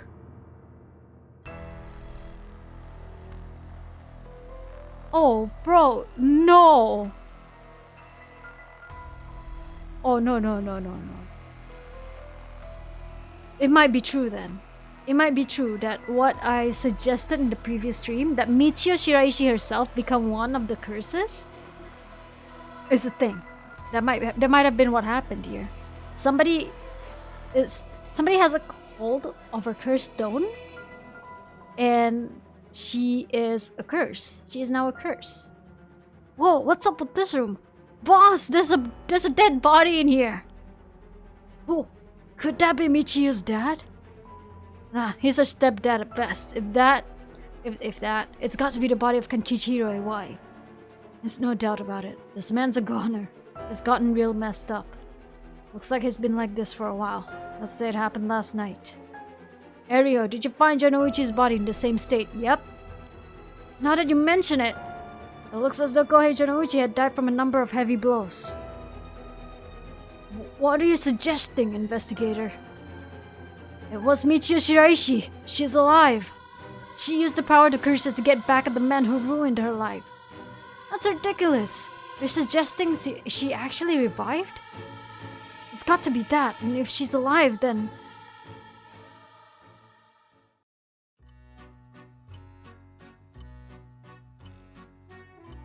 My apologies for interrupting. I know we've just arrived at an interesting plot point. But do you really think a dead girl is going around taking revenge from beyond the grave? No, I don't. I do not. I do not. I mean, I don't think she revived, but I do believe that she has been turned into a curse. Because they all... Shit. What? What if Michio Shiraishi never died? Wait. Choto, nani? Then who? Oh, okay, wait. If she never died, then whose body... Whose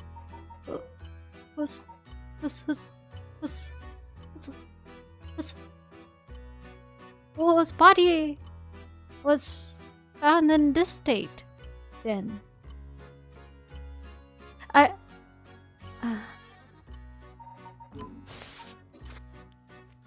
But seeing as you've come this far, I'm sure you already know the truth, don't you? And so I would have you answer me a question. Where in Honjo was Michio Shiraishi at the hour of 8 o'clock this morning? Then who was found? Oh.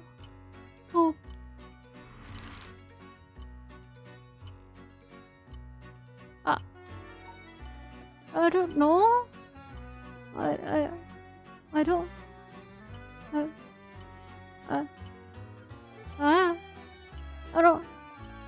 I don't know.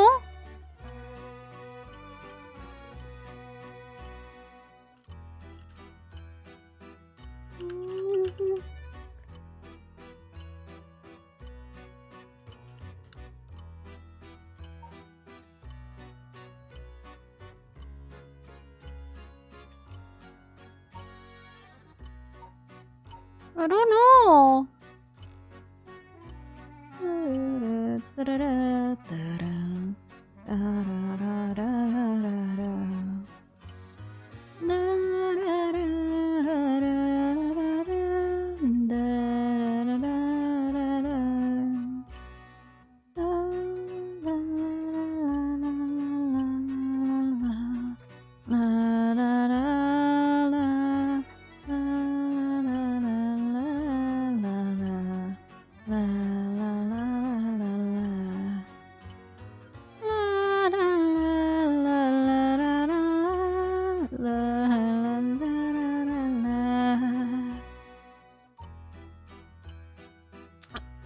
Was it the mailbox?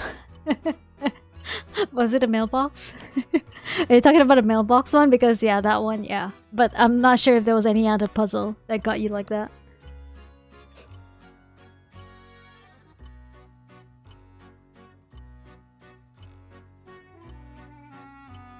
Da-da-dum, da-dum, da-na-na-na-na-na-na-na.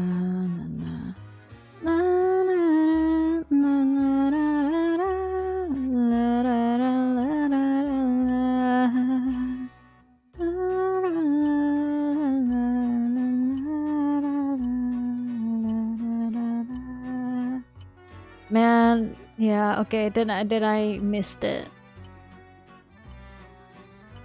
Biggest moment of puzzle, shame. Okay, I can't figure it out.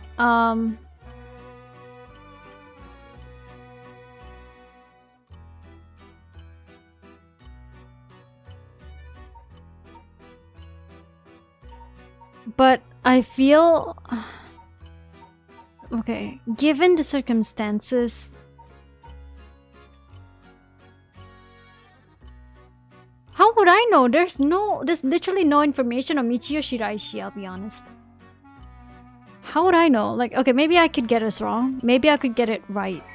But I'm going to assume, right? Maybe he's gonna say something. Oh my god, high school. That's what I think. I see. So that's what you think. Let's take a moment to reconsider what you know and choose again, shall we? So, okay. If you're wrong, then he's just gonna make you re-pick. Oh no, it could be between these two places.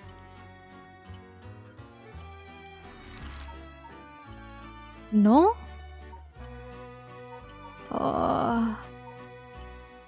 No way it was a Shigema residence. We were...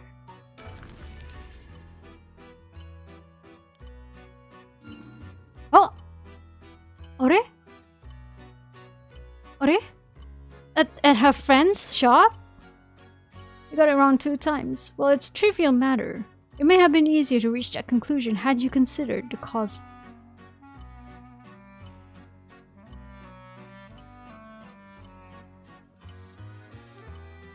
Let's get back to the story then, shall we? I've taken up enough of your time. Wait. Okay. Give me a second, game.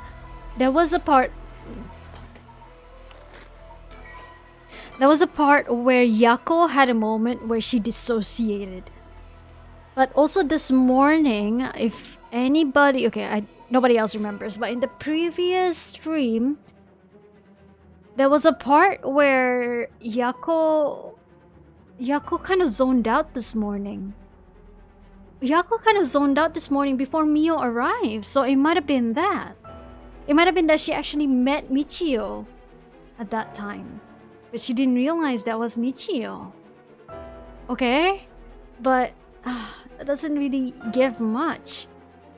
We were all under the assumption that Michio was dead this entire time. But other than those two information where Yako dissociated for a second and felt like she saw a body getting, you know, ran over, and Yako zoning out this morning, there were no other choices. I mean, there were no other possibilities, I guess? But, okay. What? So you really think Michio Shiraishi is alive? Just think through and it all becomes obvious. It tracks, but do you really think that girl could have managed all of this? First of all, Aria, go report this to HQ. Understood, I'll get on it right away.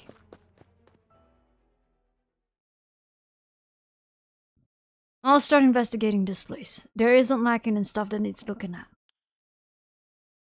There's a bunch of photos of the same person pasted over on the wall over there. It's Fumichika Nejima.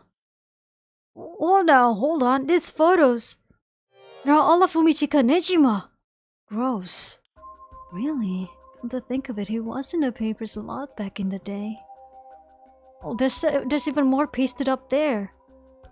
These are all cutouts from newspapers and magazines about the Nejima murders.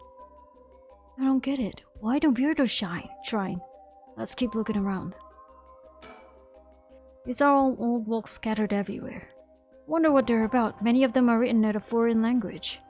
It'll be a pain to look through all of these. Let's save them for later and continue to look around.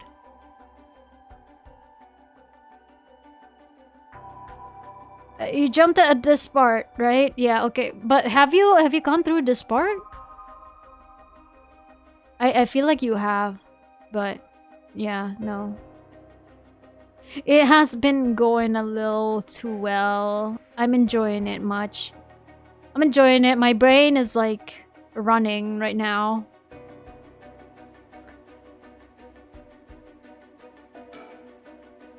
But have you done this part in your story? I mean, in your playthrough? Look at this. Pictures of Fumichika Nejima cut out from newspapers and magazines. Whoever put this up there was obsessed. I wonder what their intent was. Do you think that Shiraishi is somehow connected to Nejima's case? Oh, congrats! How was it? How do you feel about the mysteries? How do you feel like vindicated? Do you feel like you've thought about half of the twists and turns? Perhaps they did this as to not forget a grudge or something. It's crazy to think Nejima might be involved in all of this too. Huh? Do you think he might have anything to do with the body here? Maybe. The man's already out on parole. He's a curse bearer with a cursed stone now. He announced that from sundown today he'll be going on a killing spree. Oh dear. There's an emergency search underway as we speak, but no one's yet managed to get a hold of the bastard. So he hasn't changed his ways. That doesn't bode well. Telling you the truth, the lady here isn't completely unconnected from the Nejima murders either. You don't say. That's right, we talked about it last night. 20 years ago, I found the hand in Sumida River that brought the incident to light. You don't say! You were the kid from back then? You were really brave. You did a great deed. Were you the detective I spoke with? I had no idea. So you two have met before. Fancy that. Richter, are you jealous? Are you jealous, Richter? Oh man, I can't wait to have everything answered. I wanna like invest more time on this, but I can't exactly play tomorrow night, so I can't wait to play again on Sunday night. Hopefully I can, yeah. I've clocked in like 10 hours into this game, all on stream, by the way. I've been worried that Fumichika Nejima might bear resentment towards you, man. You might be right. Unfortunately, that asshole is quite the resentful type. Oh dear. Oh, I didn't get to the part where he wanted to play in the playground, but I did get to the part where Haruhi was thinking to herself, Richter seems to get along well with kids. Must be because they're on the same wavelength. That asshole. I wonder who put the idea on his head. Now he's got a one-sided read too. He's threatening to massacre the people of Honjo at sundown. Seriously? On top of that, he's been itching to get revenge on me as well. Of all things, the man's gone and threatened to kill my daughter. Damn, that's quite a threat. Certainly you can't afford to stay put here. The fucker wants to get us all antsy. When I finally get to arresting him, he'll be with a cool head. Not gonna give him the pleasure, huh?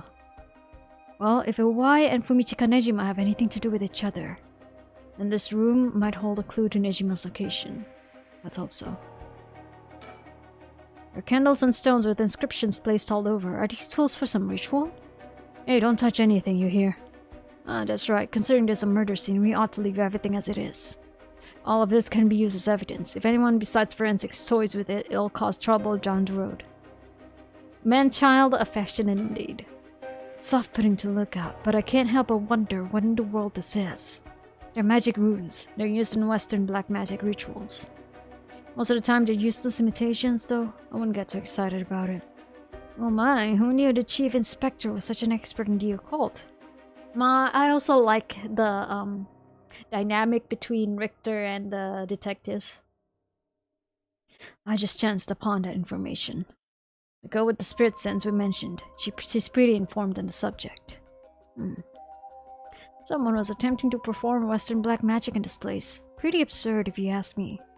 Of course, the person in question was dead serious about it all.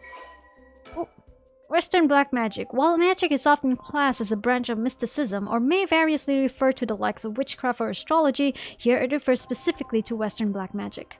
In the Middle Ages, the line between science and magic was blurred, with the pursuit of the supernatural considered a legitimate academic discipline. Astrology was regarded akin to astronomy, while alchemy was accepted as scientific fact and would eventually evolve into what it is known today as chemistry. One discipline, however, was considered wicked and shunned accordingly: black magic, the practice of using magical knowledge to strike the bargain with demons. In contrast to the socially acceptable subject studied by the intelligentsia, black magic was most prolific among the lower classes. It was the common people who suffered most from the ills of the day, war, famine, and sickness, which perhaps led them to seek aid from unholy powers. As heresy, these rituals and spells were nowhere to be found in the orthodox modes of teaching, but instead were recorded in tomes of dubious credibility. Corpse. There's nothing around to confirm his identity, but by the looks of it, I'd say he's Kankichiro Iwai. We've seen him before.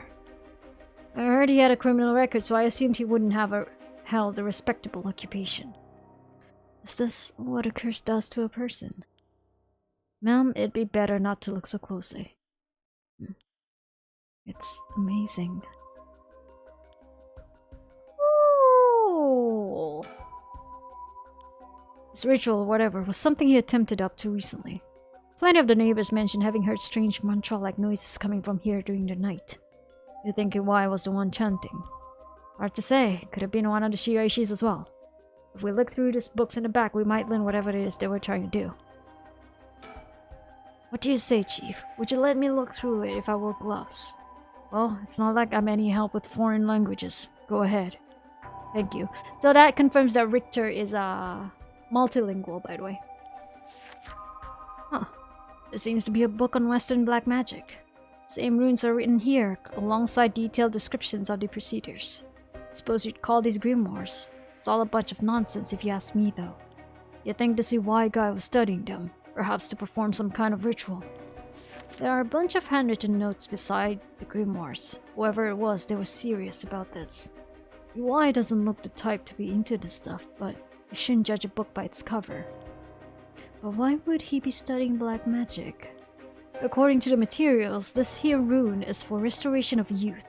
Perhaps he was trying to become young again. This over here seems to be black magic related to resurrection. Each one of these spells requires a human sacrifice. Talk about dangerous. Resurrection? Like the rite? I guess no matter what part of the world, people will turn to the occult for similar reasons.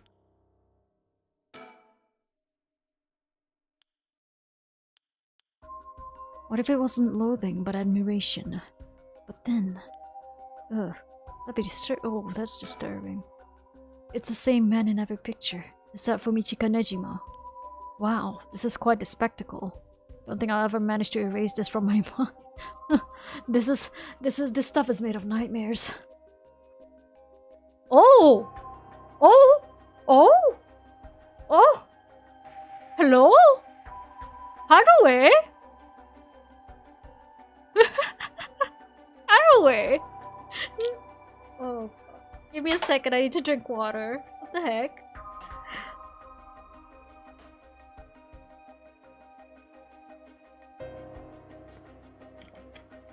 Haruwe, baby girl! Girl? Girl.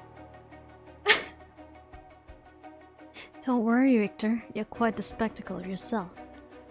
Do you mean to compare me with the likes of a bizarre criminal? The drawer is really old. Chief Inspector, do you mind if I look inside?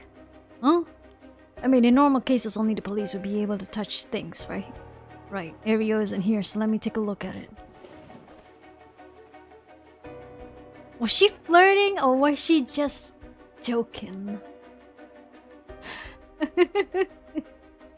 They're just clothes in here. Not much variety either. Can't say they were big spenders. Well, I was hoping to find a kind of talisman here, but I guess we're not so lucky. Let's see. Oh! Oh, Michio has a talisman. Which means...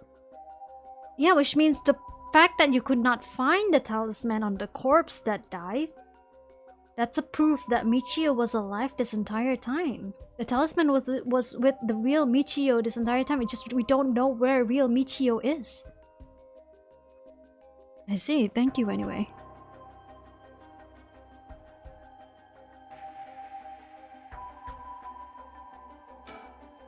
The window and storm shutter closed. No light gets in here at all. It's pitch black.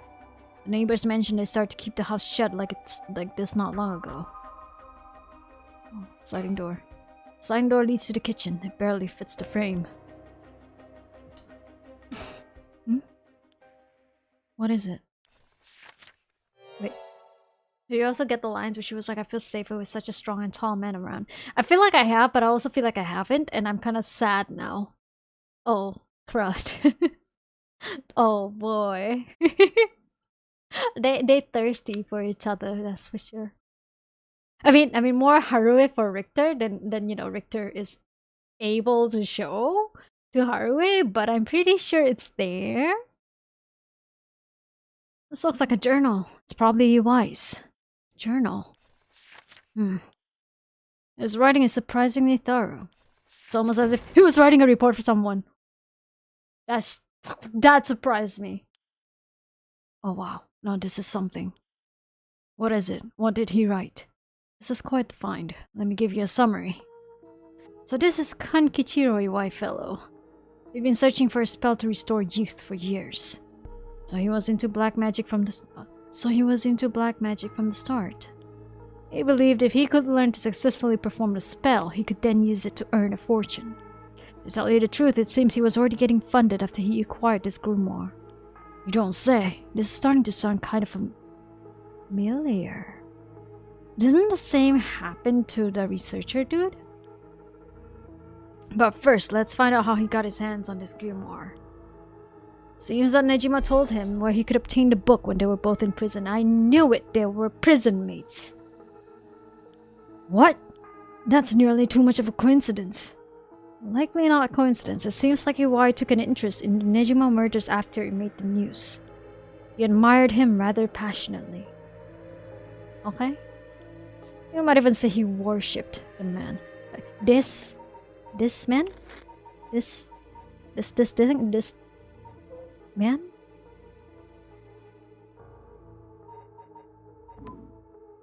Right, that's the thing. Like Richter cares about her, but I don't think he dares to flirt with a married woman, yeah. Worship? Nejima of all people? This was a time when students were itching to rebel. Anyone who did something to shake the world was bound to gather admirers. Iwai had been collecting these photos ever since that time. And since he just so happened to land in prison at the same time as Nejima, he made sure to get in contact. That's disturbing. This is a lot. I mean, even having it all laid out like this. The thought of Nejima being involved with these grimoires is staggering. I don't think we ever had anything pointing to that. What's the connection? To be honest, it's a shock to me too. For years we've been scratching our heads over the motives behind the Nejima murders. Yep, it's been a mystery to us all from the very start. Oh no, wait just 1 minute. Do you think... No way, Give me a sec. What? Oh. Oh, okay. Okay, it's starting to hit me now that maybe the Nejima murders might have been the precursor to this entire thing now. It might have been what started the Feast of Shadows, or maybe it is like a part to the Rite of Resurrection, but you know, the black magic style. That's right, the murders might have been for a ritual. It was attempting to perform a black magic. The instructions written down for the sacrificial offering match up exactly with the acts carried out by Nejima. You've got to be kidding me. So the sadistic crap he was doing was all for black magic? That's what the evidence suggests.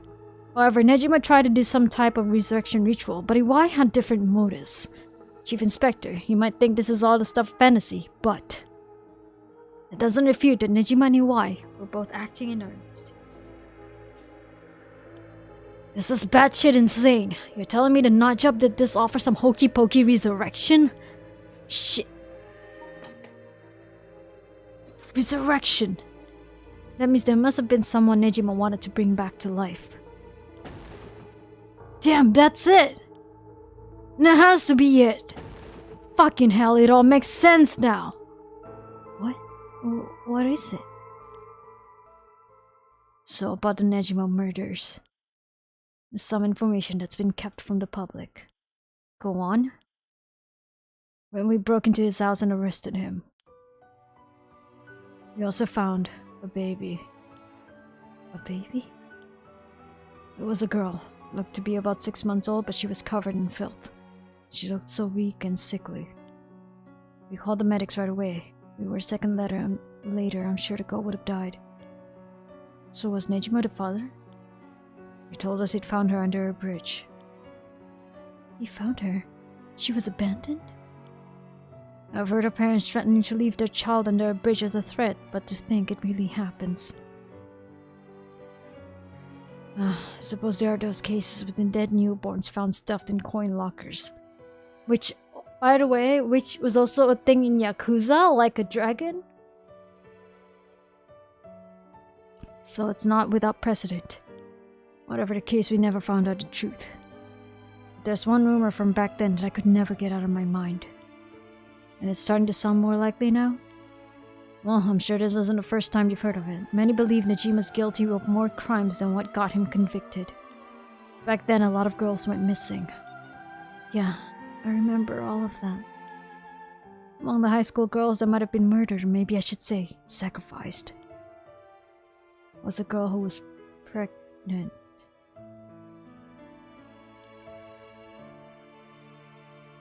Goodness. That's horrific. He killed her and dismembered her body. And we thought maybe the baby we found is what he pulled out from inside of her. Don't misunderstand me. This is all speculation on top of more speculation here. But I, for one, never believed that man would just take in a baby he found under the bridge. I'm feeling sick.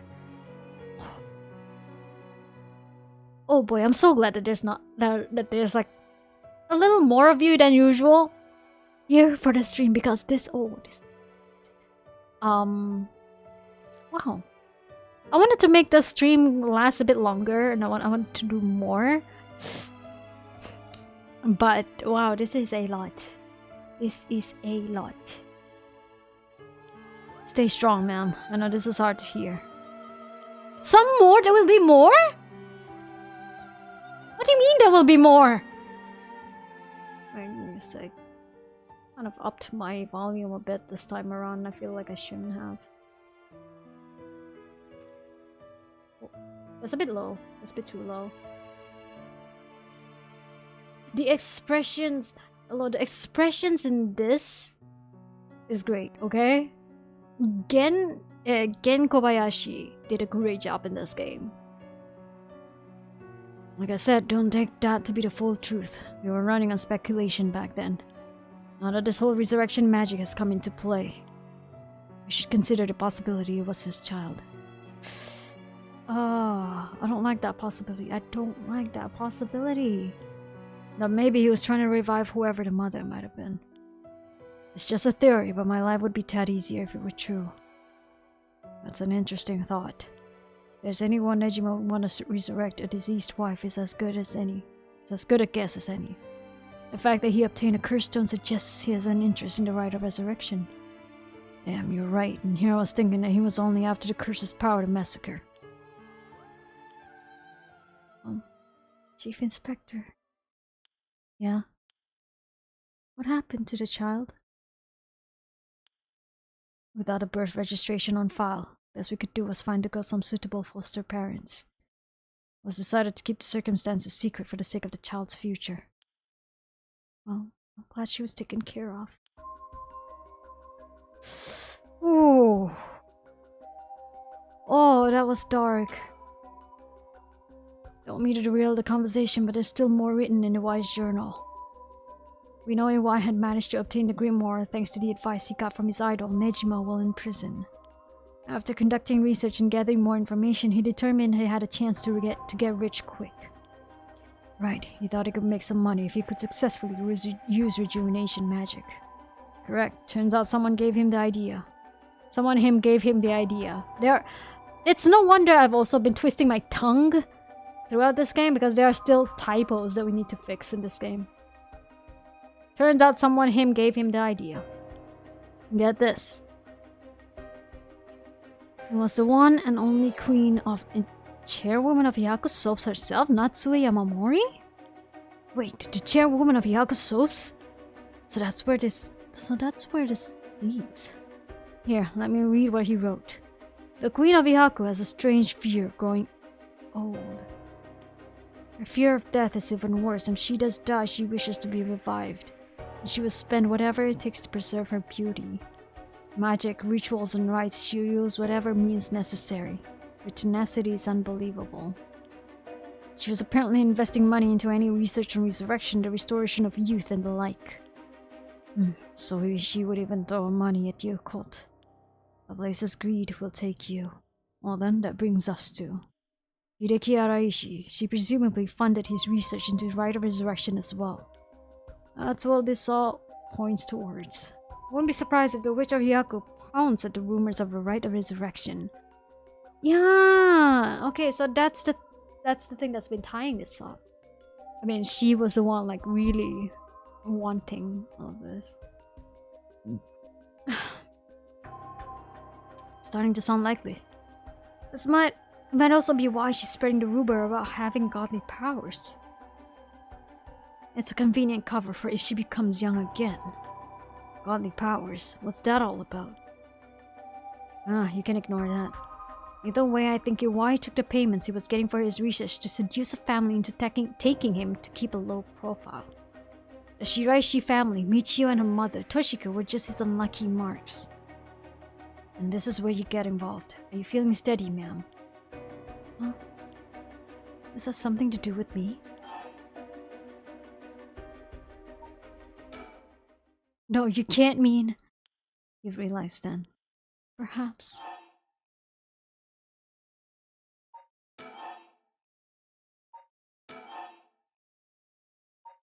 Oh.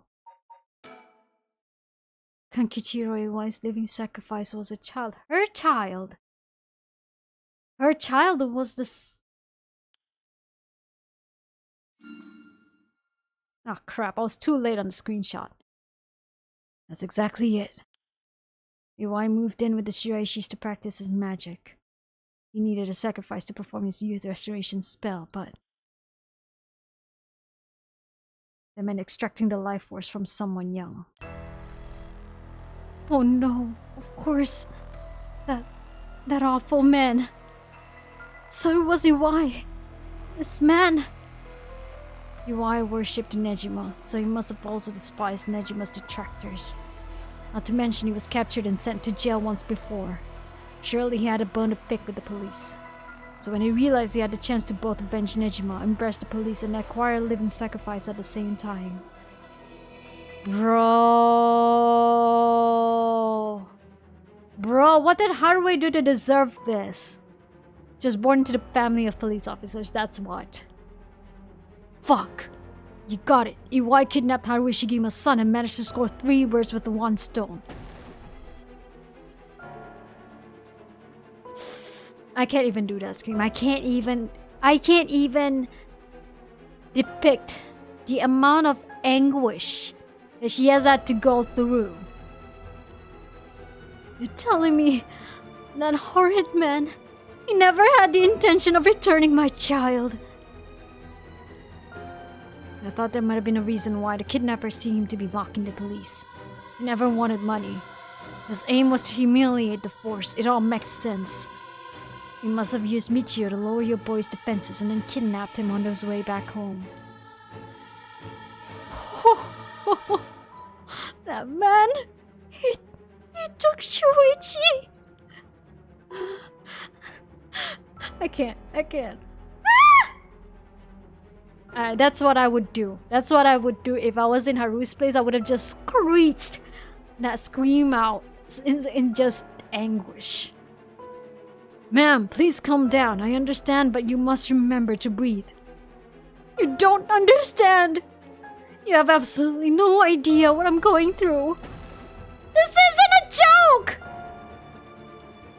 I wouldn't expect the police to understand. You'll never understand. Living sacrifices.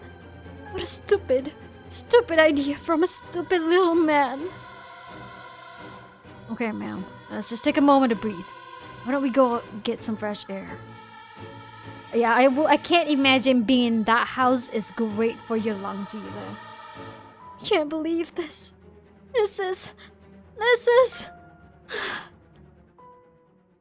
Of course I had to add some drama there. Chief, I think it's best we take our leave. But before we go, there's one more important piece of information noted in his journal. Oh. Iwai got in contact with Nejima last year, after Nejima was released on parole. He provided him with accommodation and financial support. Is that so? He managed to find a hideout for Nejima to stay in. Damn it. If anything, rather than use his money to support the Shiraishis, it seems most went to Nejima instead. That is so fucking cruel! Decided to fucking simp for a criminal instead, like it's his OnlyFans inbox. Nejima's OnlyFans, literally Iwai. If Nejima's looking around anywhere at the moment, it's probably in that hideout. Did he write where it is? Unfortunately, no, not that I can tell. But it seems Michio knew where it was. She never met with Nejima in person, but she was made to go in and clean up among other things. Everyone in this game goes through the ringer. Oh, I can't imagine how Yako is gonna be feeling. I can't imagine how Susumi is feeling right now because like, he has his daughter on the line too, you know. But Haruhi, the fact that she had to go through that loss and then now finding out what the point was and then that there wasn't... But I'm so upset. I'm so upset, but I'm so like... I wanna know more, I wanna know what happens. What good is the information? The girl's already dead. Wait, no, she's alive. Tsutsumi! Tsutsumi! That's right, Michio Shiraishi is alive. If you can find her and get her to talk, you can get her to spill the beans on his hideout too. Investigator, I'm asking you. Should be going. The lady's not well.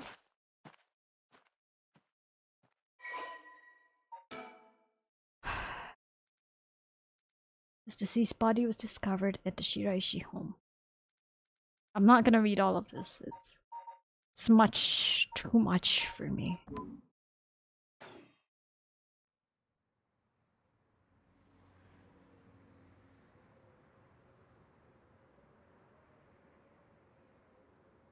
Are you feeling now that we've gotten some fresh air, ma'am? Fine. Suddenly finding out who the kidnapper was really made me lose my wits. We managed to solve the kidnapping case by pure luck here. You're right, Richter. I feel grateful towards Michio. Of course she does. Because she killed a kidnapper. There's that too. But it's for something else. Michio is the one killing all of these people.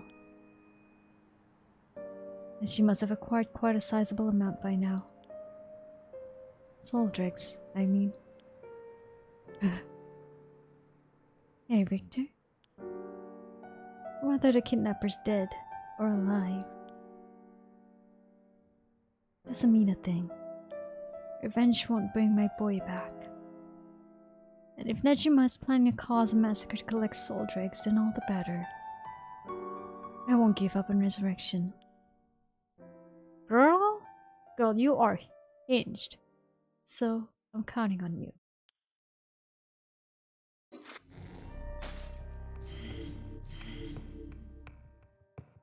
I really want to go through. I really want to go through. But, give me a sec. I think I might want to do the girls one first. The girls one. It's just so that everybody's like caught up to this part. Same on. So hopefully this is brief. But if it's not, then well, unfortunate for me. It's a good thing I'm off tomorrow. Still exhausting, man. It's so exhausting.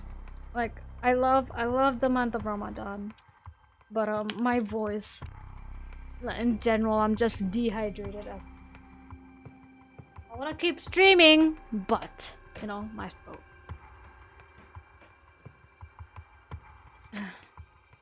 There's so much drama in it, Kyo. It's a lot of drama. Like especially Richter and Harui's sections and Sutsumi and Eryo. The only fun I'm getting with the Yako scenarios is because it's scarier. Like I scream more in this part more than I actually have fun with their story because I don't know. I feel like the story for the girls haven't really picked up for me. Kurokikyo Cafe. Kurokikyo Cafe.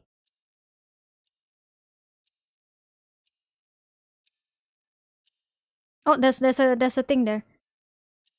There's a, you know, normally you'd be breaking school rules just by stepping into the cafe. Yeah, there's some scream-worthy stuff. Okay, just so you know, like the main mechanic in this game is that you can pan the camera.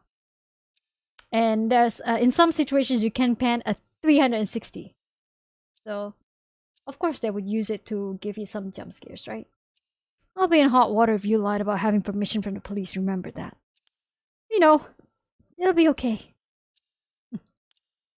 So, what do you want to ask me?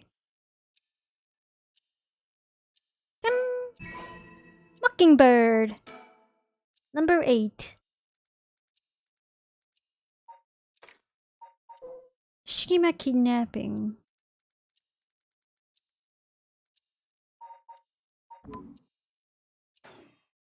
Okay. Wait. Let me...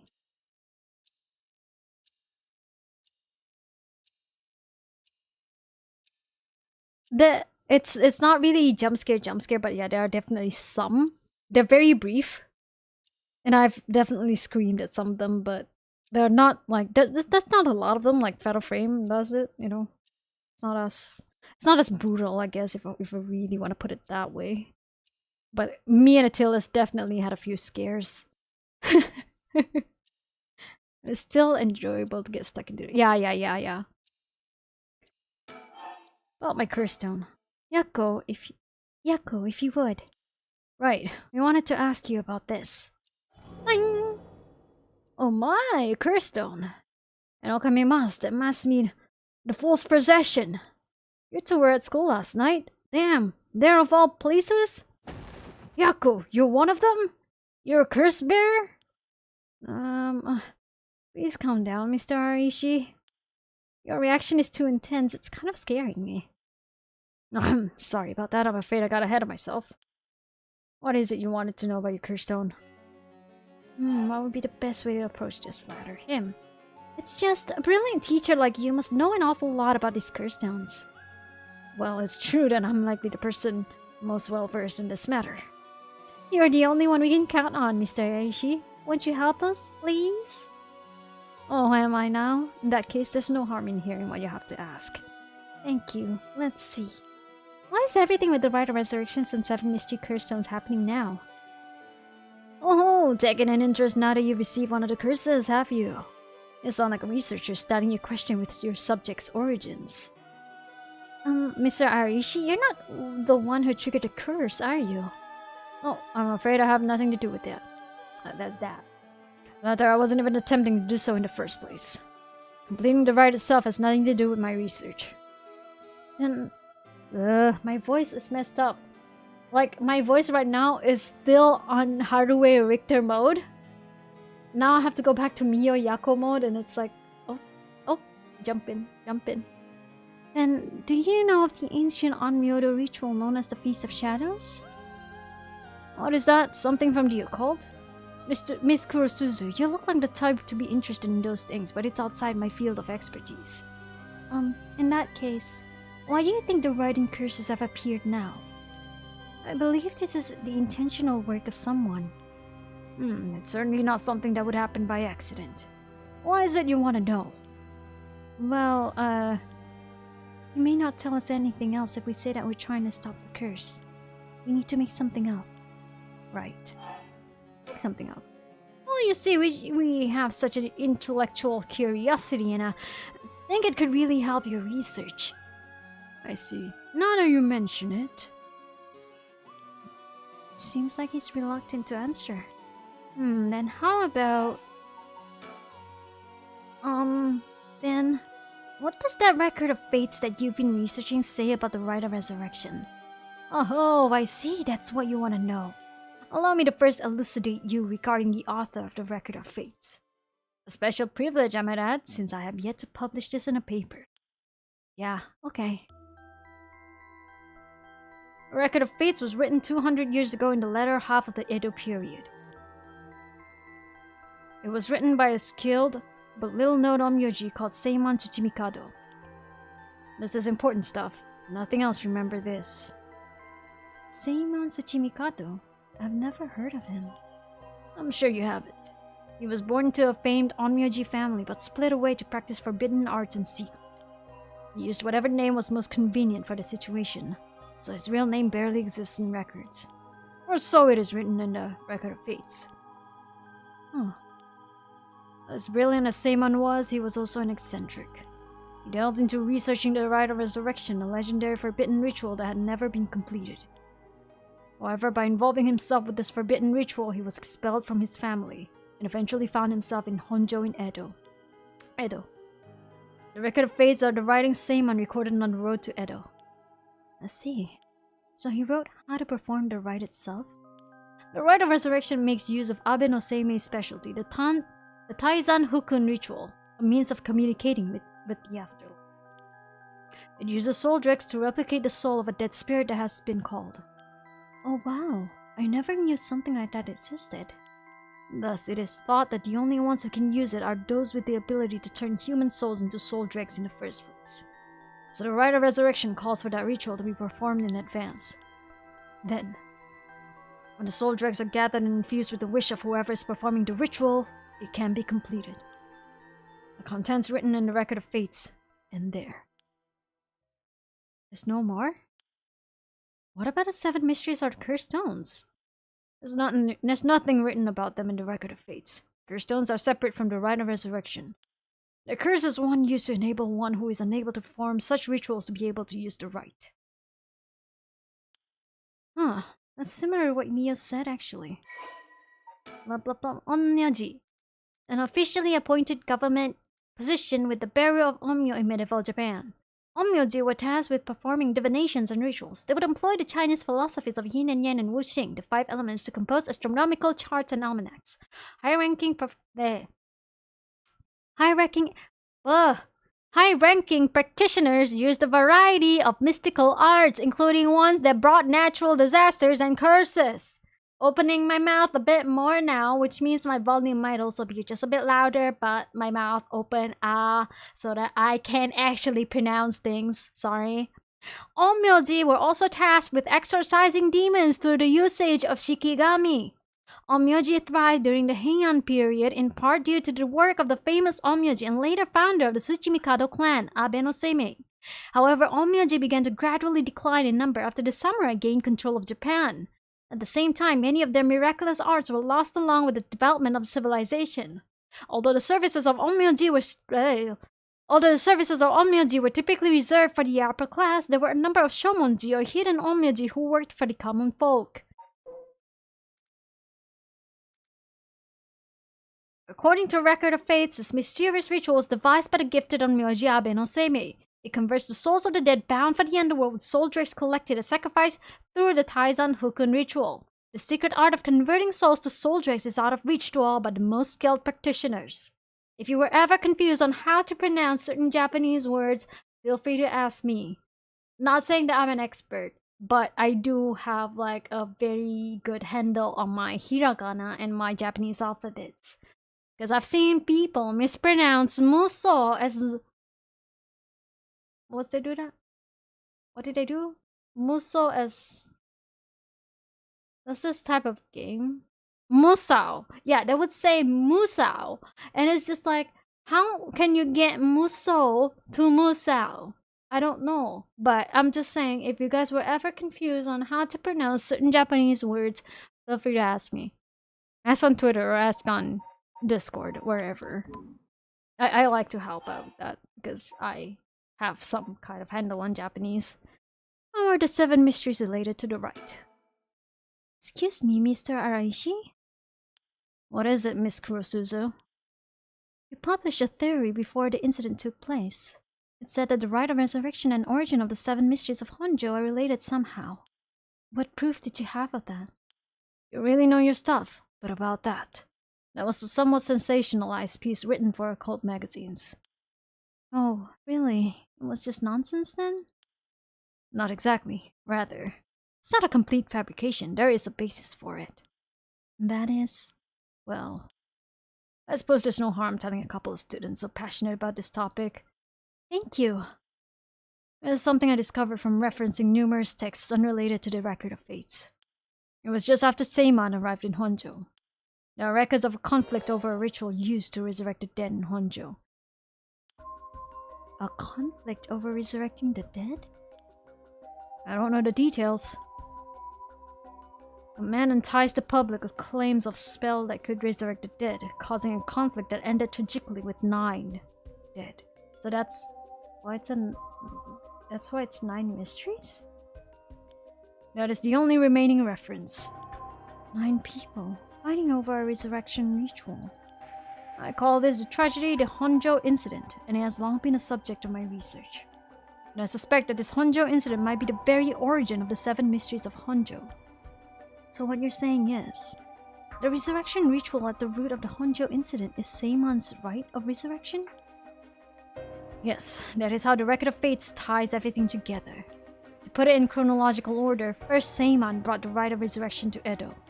We can assume that by this point, Seiman was likely using a different name. Then in Honjo, 9 people fought to the death over this rite, the Honjo incident. So it's a battle royale, but cursed.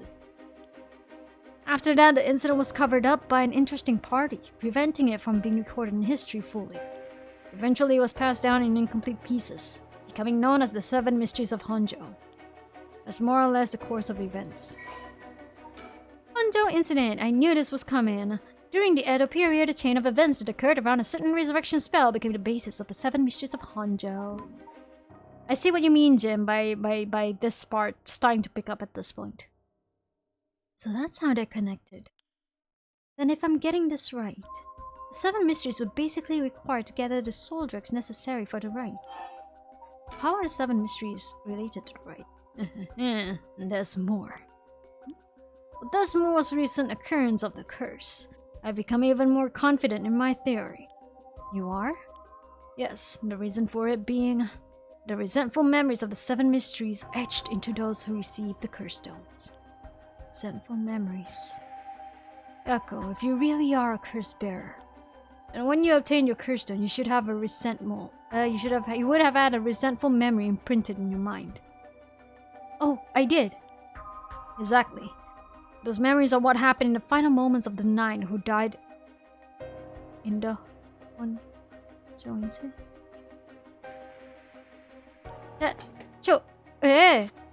They can involve dying while being some kind of deep resent. Oh.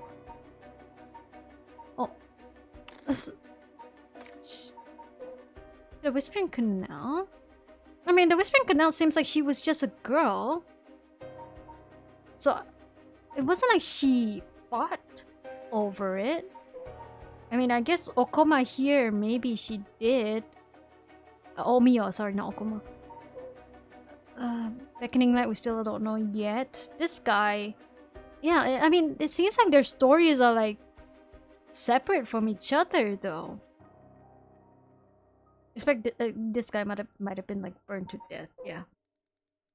This guy, I think it was quite likely that he was just that people did him in. Taiko Tsugaru, we still haven't seen someone who has this. The foot washing mansion. She was an accomplished onmyoji. Yeah, she was, yeah. She wanted beauty.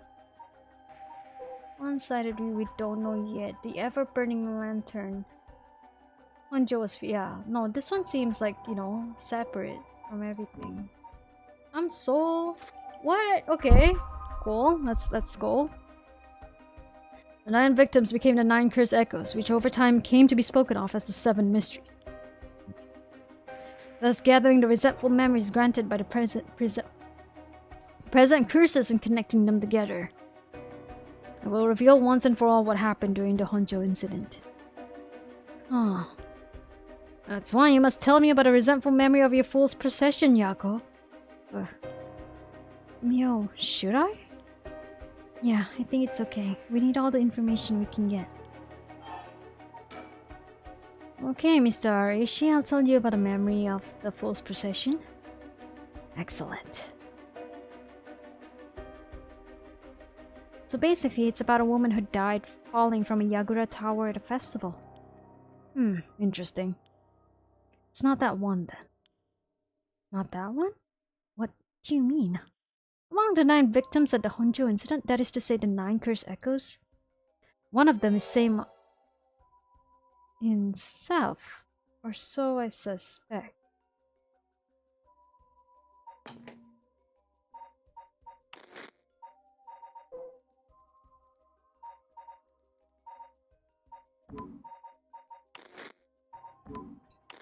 I think my bet, okay, my bet, I want to say it could be between the beckoning light and the one-sided reed. Could be wrong. Wait, no, the one-sided reed is a woman, my bad. So it could be the Taiko Tsugaru or the beckoning light. Oh yeah.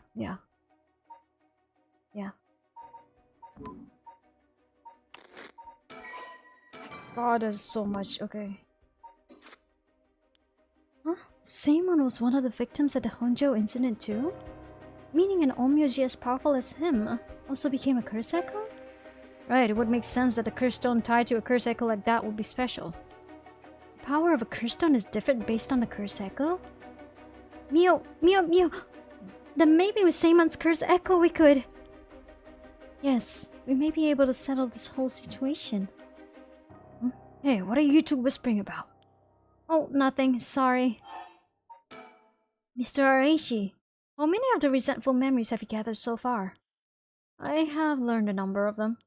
The Evergreen Beach, the Foot Washing Mansion, the Ever-Burning Lantern, and now the Fool's Procession makes 4. Of those, the most important one are the Foot Washing Mansion and the Evergreen Beach. What are they about? First, the Foot Washing Mansion. An Onmyoji appears distinctly in this one, yeah.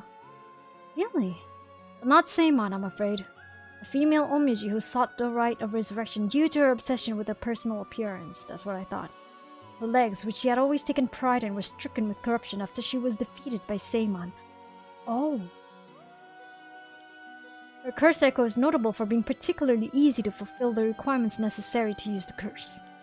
A detective did well to escape this one. So female Onmyoji and a rival of Seimon was involved in the Honjo incident. That certainly is interesting. Next, the Evergreen Beach.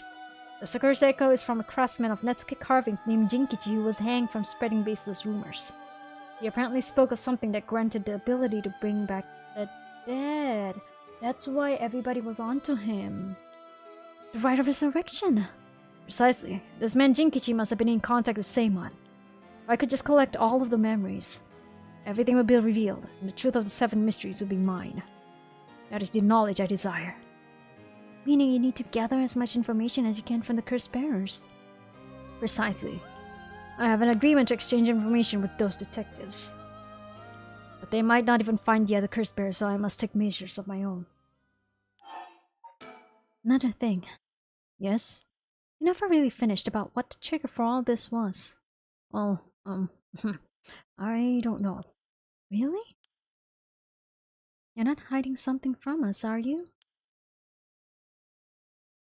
What do you guys think? It has something to do with how you obtained the record of fates, right?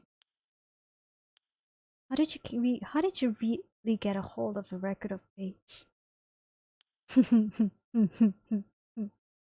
tell you the truth, we're in a race against time. It could be a disaster if you don't hurry. What are you talking about? Someone left a warning at sundown today that would use the curse to kill a lot of people. The one who left that message is the culprit behind the Nijima murders from 20 years ago. What? Something so terrible will happen? I won't allow potentially hundreds of people to become victims of a curse. I'll do anything in my power to stop it. Mr. Arishi, please, tell us everything you know. I'm sorry, but I truly don't know anything. Truth is, I was given the record of fates by a woman, Natsuyama Mori. Alright, she has never not been suspect. A woman? Yakusop's company. Well, her voice sounded like a woman's, but I didn't actually see what she looked like. 1 month ago, while I was investigating at night, I suddenly heard a formless voice. A woman's voice? It said I entrust you with this ancient manuscript and the right of resurrection held within its pages. Spread rumors of this ritual as far and wide as you can in the coming month. And before I knew it, an old document had fallen down at my feet. 1 month. 1 month? She specified the time period? I was told if I did that, I could study the manuscript as much as I pleased. I wanted to so badly verify its authenticity, I ended up accepting. I haven't heard anything from the voice since then. Must have had you spread rumors in order to strengthen the power of the curse. Yeah, to see is to believe, right? When people start hearing this stuff and then they start believing. To tie together the curse and the desire to seek out the right. This makes it likely that the owner of the voice is the mastermind behind all of this. Hence, I went public with the record of fates. Yaku and occult magazines immediately jumping at the news was a financial boon for me. Huh? Hihaku? Isn't Hihaku soaps? Right, I mean, no, that's not important, just some personal business. Hihaku sponsored it. After that, I waited, trying to predict what would occur in a month's time. That's when the curse began. Those are all the details I have. Is there anything else you know? Very well. Told you this much, I may as well give you one more thing. Thank you. What might that be? About Seimon's Record of Fates. There's a sort of continuation to it, another document called the Record of Fates Yin Scroll. So is there gonna be a Yang Scroll? Tell me right now. Tell me right now if there's gonna be a Yang Scroll. Continuation? Actually, a section written in Seimon's own hand was appended to the manuscript. According to which, after the Honjo incident, Seimon lamented such a calamity taking place. Okay, after the Honjo incident, Seimon lamented such a calamity taking place? Does that mean that he did not die during the Honjo incident? You said that he became one of the curse echoes. He apparently wrote the addendum for the event that the tragedy became its own curse. Seems he had an idea that the victims of the Honjo incident would turn into cursed echoes and be used to gather soul dregs. It supposedly details how to handle any trouble that occurs as a result of the rite of resurrection. Really? Hold on a second. Don't you find that strange? What's the matter, Mr. Sakazaki? You think my information inaccurate? Oh yeah. That makes sense then. My brain is like a bubble. Yeah, the original scroll should be the Yang one. If Seimon died in the Honjo incident, then he couldn't have written an addendum. You really don't get it. You really don't get it, do you? Oh, am I wrong? Have you forgotten the ability Seimon possessed? Of course not. He could use the rite of Oh, you're telling me Seimon used it on himself? The rite of resurrection can be carried on in advance so that it activates when the soul dregs are gathered together. Then is it not possible that Seimon himself was resurrected by the rite after it all took place? But it'd still have to collect the soul dregs needed to use the rite. Yes, and that's why they died. The 8 others besides Seimon. Oh, that was possible? What? They died in the Honjo incident for their soul dregs? That sounds like it's the same as what's happening now. That's why I need the resentful memories to learn the truth. I get it now. The issue at hand is that the Yin Scroll and the Record of Fates were supposed to have been passed down as a set. Yeah, okay. Now, yeah. When I received the Record of Fates, the Yin Scroll was gone. Only this information was left. Supposedly, Seimon's blood descendants guarded it as they passed it down across generations. Seems that over the long history, the 2 documents became separated and the scroll's location lost as the family line branched. Seimon had descendants? So there's someone out there related to him by blood even now? Yes, in fact, I've tried to trace the line as far as I could. He wasn't a well-known onmyoji to begin with, so a detailed family tree does not exist. Seems that likely that the use of the manuscript has been long forgotten, only being passed down out of tradition. Since they aren't even aware of what they have, tracking it down is quite tricky indeed. Wish I could ask whoever that voice belonged to about a Yin Scroll. I'm sure you do. So basically, in the Record of Fate's Yin Scroll, Seimon himself wrote about ways to handle the curse and the rite, yes? Yes, that's right. I've been searching for it all this time but haven't found a single lead. So if you're to find out anything about the other resentful memories or Yin Scroll, tell me immediately. You owe me that much for telling you all this, do you not? That's the real extent of everything I know. More reading. And I will cut it off here, probably. Like, after this chapter. It is said that Seimon Tsuchimikado, author of the Record of Fates, wrote the Yin Scroll because he feared that the descendants of those involved in the Honjo incident might become cursed and used in the collection of soul dregs for the rite of resurrection. The existence of the Yin Scroll was indicated in the postscript added to the Record of Fates, but its whereabouts are currently unknown. It is believed to have been inherited by a descendant of Seimon. The manuscript was written by Seimon Tsuchimikado, an onmyoji from the Edo period. He was an extraordinarily adept practitioner, but after being banished from his family for researching forbidden arts, he changed his name and moved to Edo. Yes, I understand. Thank you for your help. If you bring me some useful information, I'll take into consideration for your school grades as well. I guess acceptable.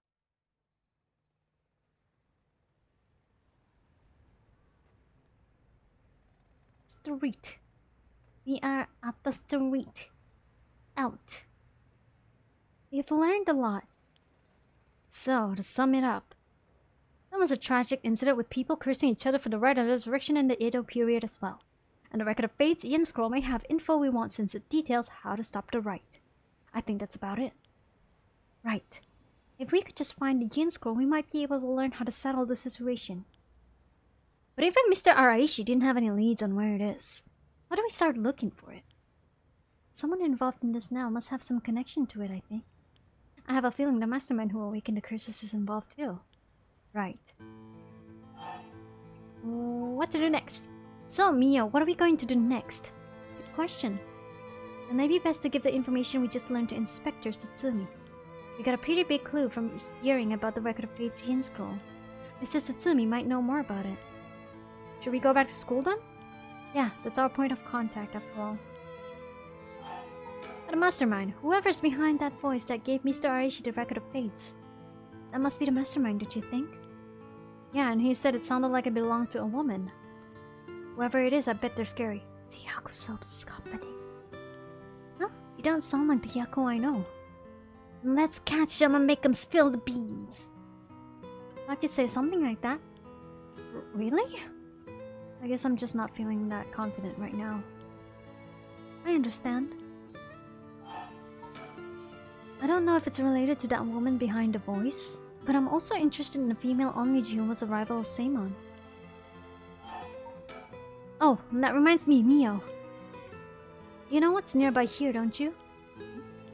Oh, you mean where Michio... Yeah, where it happened. I was going there every day to leave flowers, even though they always get cleared away anyways. I'm sure it must be hard to have been reminded of Michio's death all the time. Oh, that reminds me, Yako? Yeah? When you asked me to do the spirit board 2 days ago, did you come here that day too? Yeah, I left some flowers before going to school. Why? Did anything seem different that day? What's this all of a sudden? Though, now that you mention it, that day I suddenly felt lightheaded and ended up passing out for a little bit.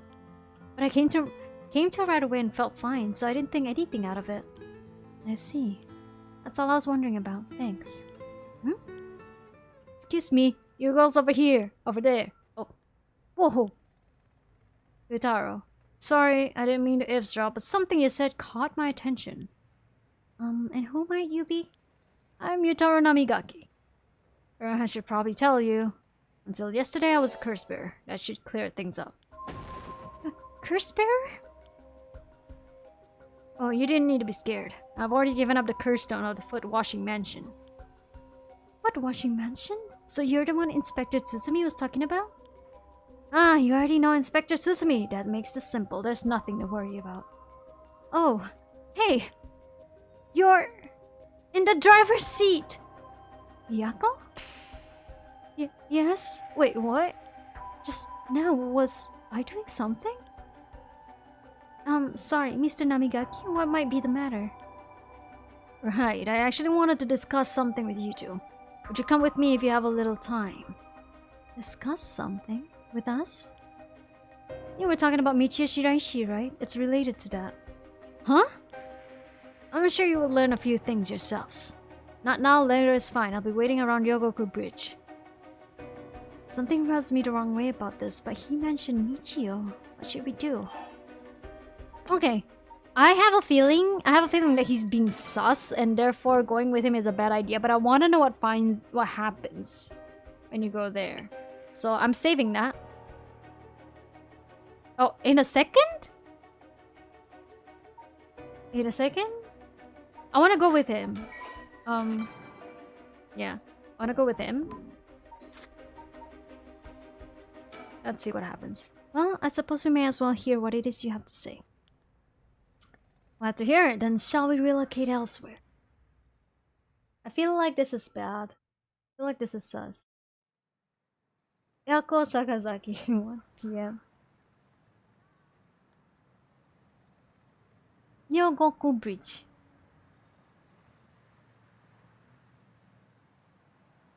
So, what did you want to discuss with us? What did you want to discuss with us? Let's see, how do I put this? I'll tell you straight. I want you two to use the curse stones to bring Michio Shiraishi back from the dead. What? Huh? That's why I was pursuing the rite of resurrection in the first place.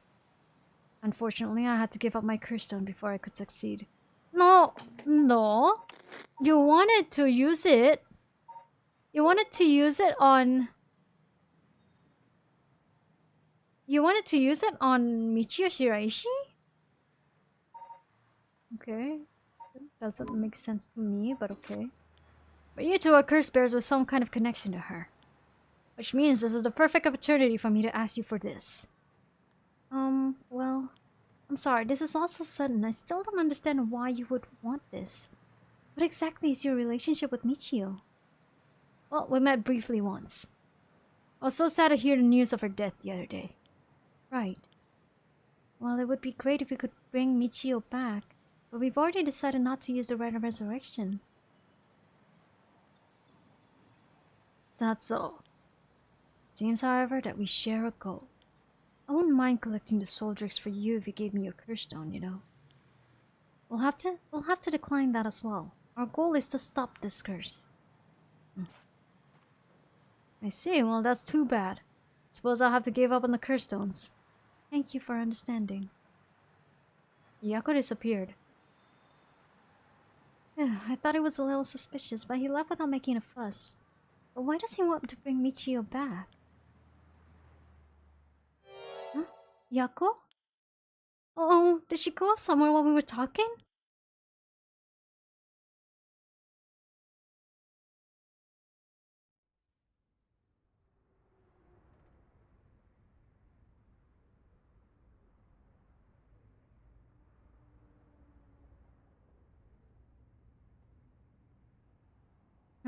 Finally caught up to you. Don't know if you noticed me following you or not, but leading me to a secluded place? You've got guts. I'm sorry, but I'll be taking your curse stone. Either you hand it over, or I'll have to take it by force.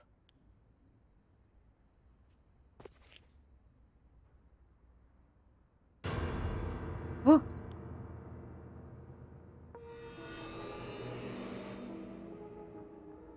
Why? Are you... No, she's here again. I don't understand.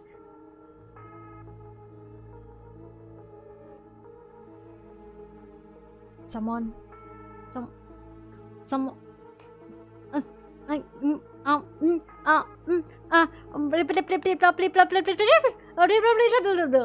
Skip the credits, but don't immediately reload from the save point if you want achievements for all. Okay.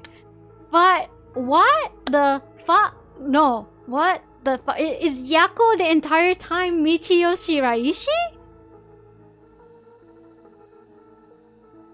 What? No.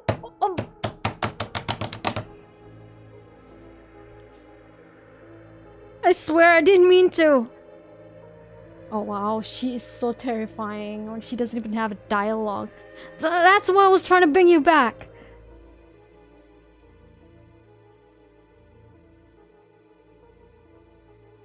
You're already too late.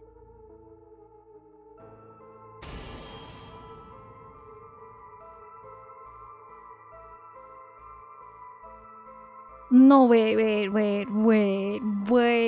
So this entire time Yako was Michio herself? Then does that mean that she has like a split personality? Is that what happened?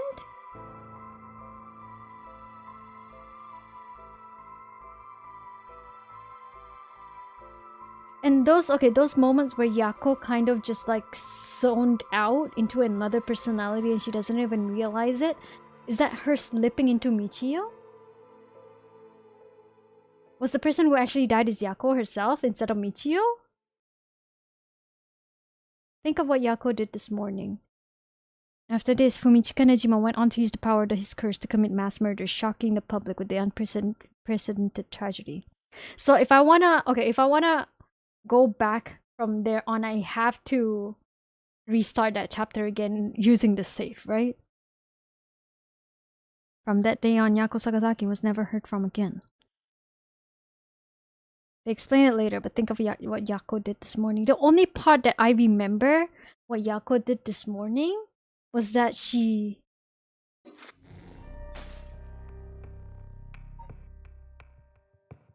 Fuck.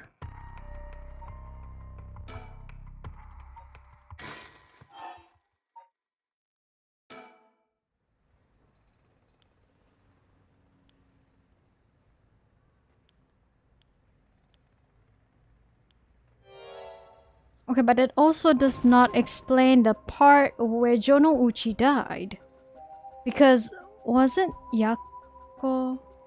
Wait, did Yako when she arrived at the candy shop zoned out and then went back to the school as Michio to kill Jono Uchi? And then Hello? Hello? Help!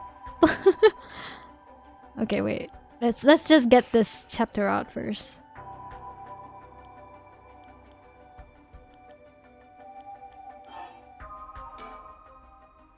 Sorry, but there's something we've got to take care of. We'll have to pass. Is that so? Well, that's too bad. I'm in no rush. I'll be waiting at Rogoku Bridge if you change your minds. Oh, brother? Okay. We'll save that one. Hoi, hoi, hoi, hoi, hoi, hoi, hoi, hoi, hoi, hoi. There's so much.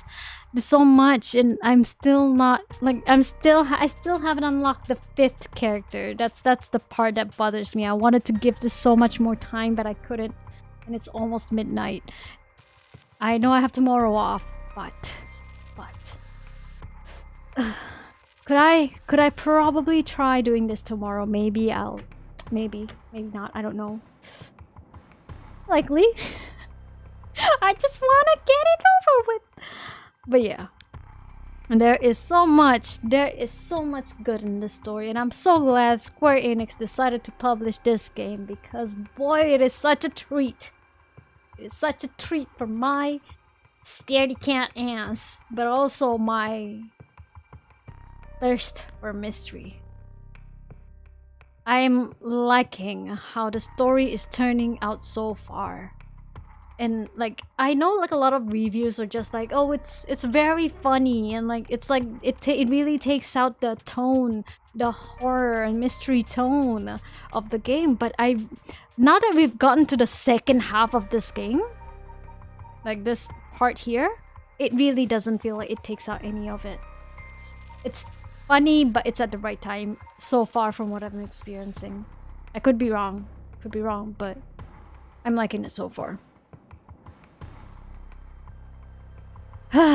Yeah, if I feel like it, I'll set up a stream and a stream waiting room tomorrow, and I'll let you guys know. Thank you for coming over. This was also like a very long stream, more than usual, but I'm so glad for that, because boy, it is such a treat. Again, it is such a treat, and I think I will try to get into some of the older chapters to get the missing mockingbirds. I think there were some that I missed, and I could have definitely gotten them, because yeah, for Richter and Harue's son, they deserve it.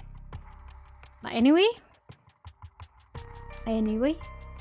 thank you everybody for being here. This was such an adventure. It was such a read. And I'm sorry for my really bad pronunciation of things, because apparently in Ramadan my throat is very dry. And sometimes I shift my voices, and yeah, it's exactly what's happening right now. That is not my natural voice, but yeah. So Ramadan Mubarak again to everyone. I know none of you celebrate or observe Ramadan, but still, thank you. I try. It's fun reading it out, and that, hopefully I can get somebody to sit in with me so I don't have to do everything. But it's also a fun practice for me, you know, because I want to eventually be able to voice act, maybe in like a D&D campaign. I don't know, but yeah. Doesn't help though that however some scripts that I've read in here are obviously written and they're not for speaking. You know, I think that's the problem with a lot of writing, where you write not how you speak. And like a lot of the files are so long, like the sentences are so long. I feel like there was a lot to be done to refine the copies in this game, but the writing is good. The writing is good. It's just that the copies in this game, they kind of need to be refined. But yeah, no, thank you again for coming over. Let me say once again, you know, because like that's just my thing. But yeah, have a good remaining of the day, and love yourself, take care, stay hydrated everybody, and eat good food. Bye bye, and show you in hell.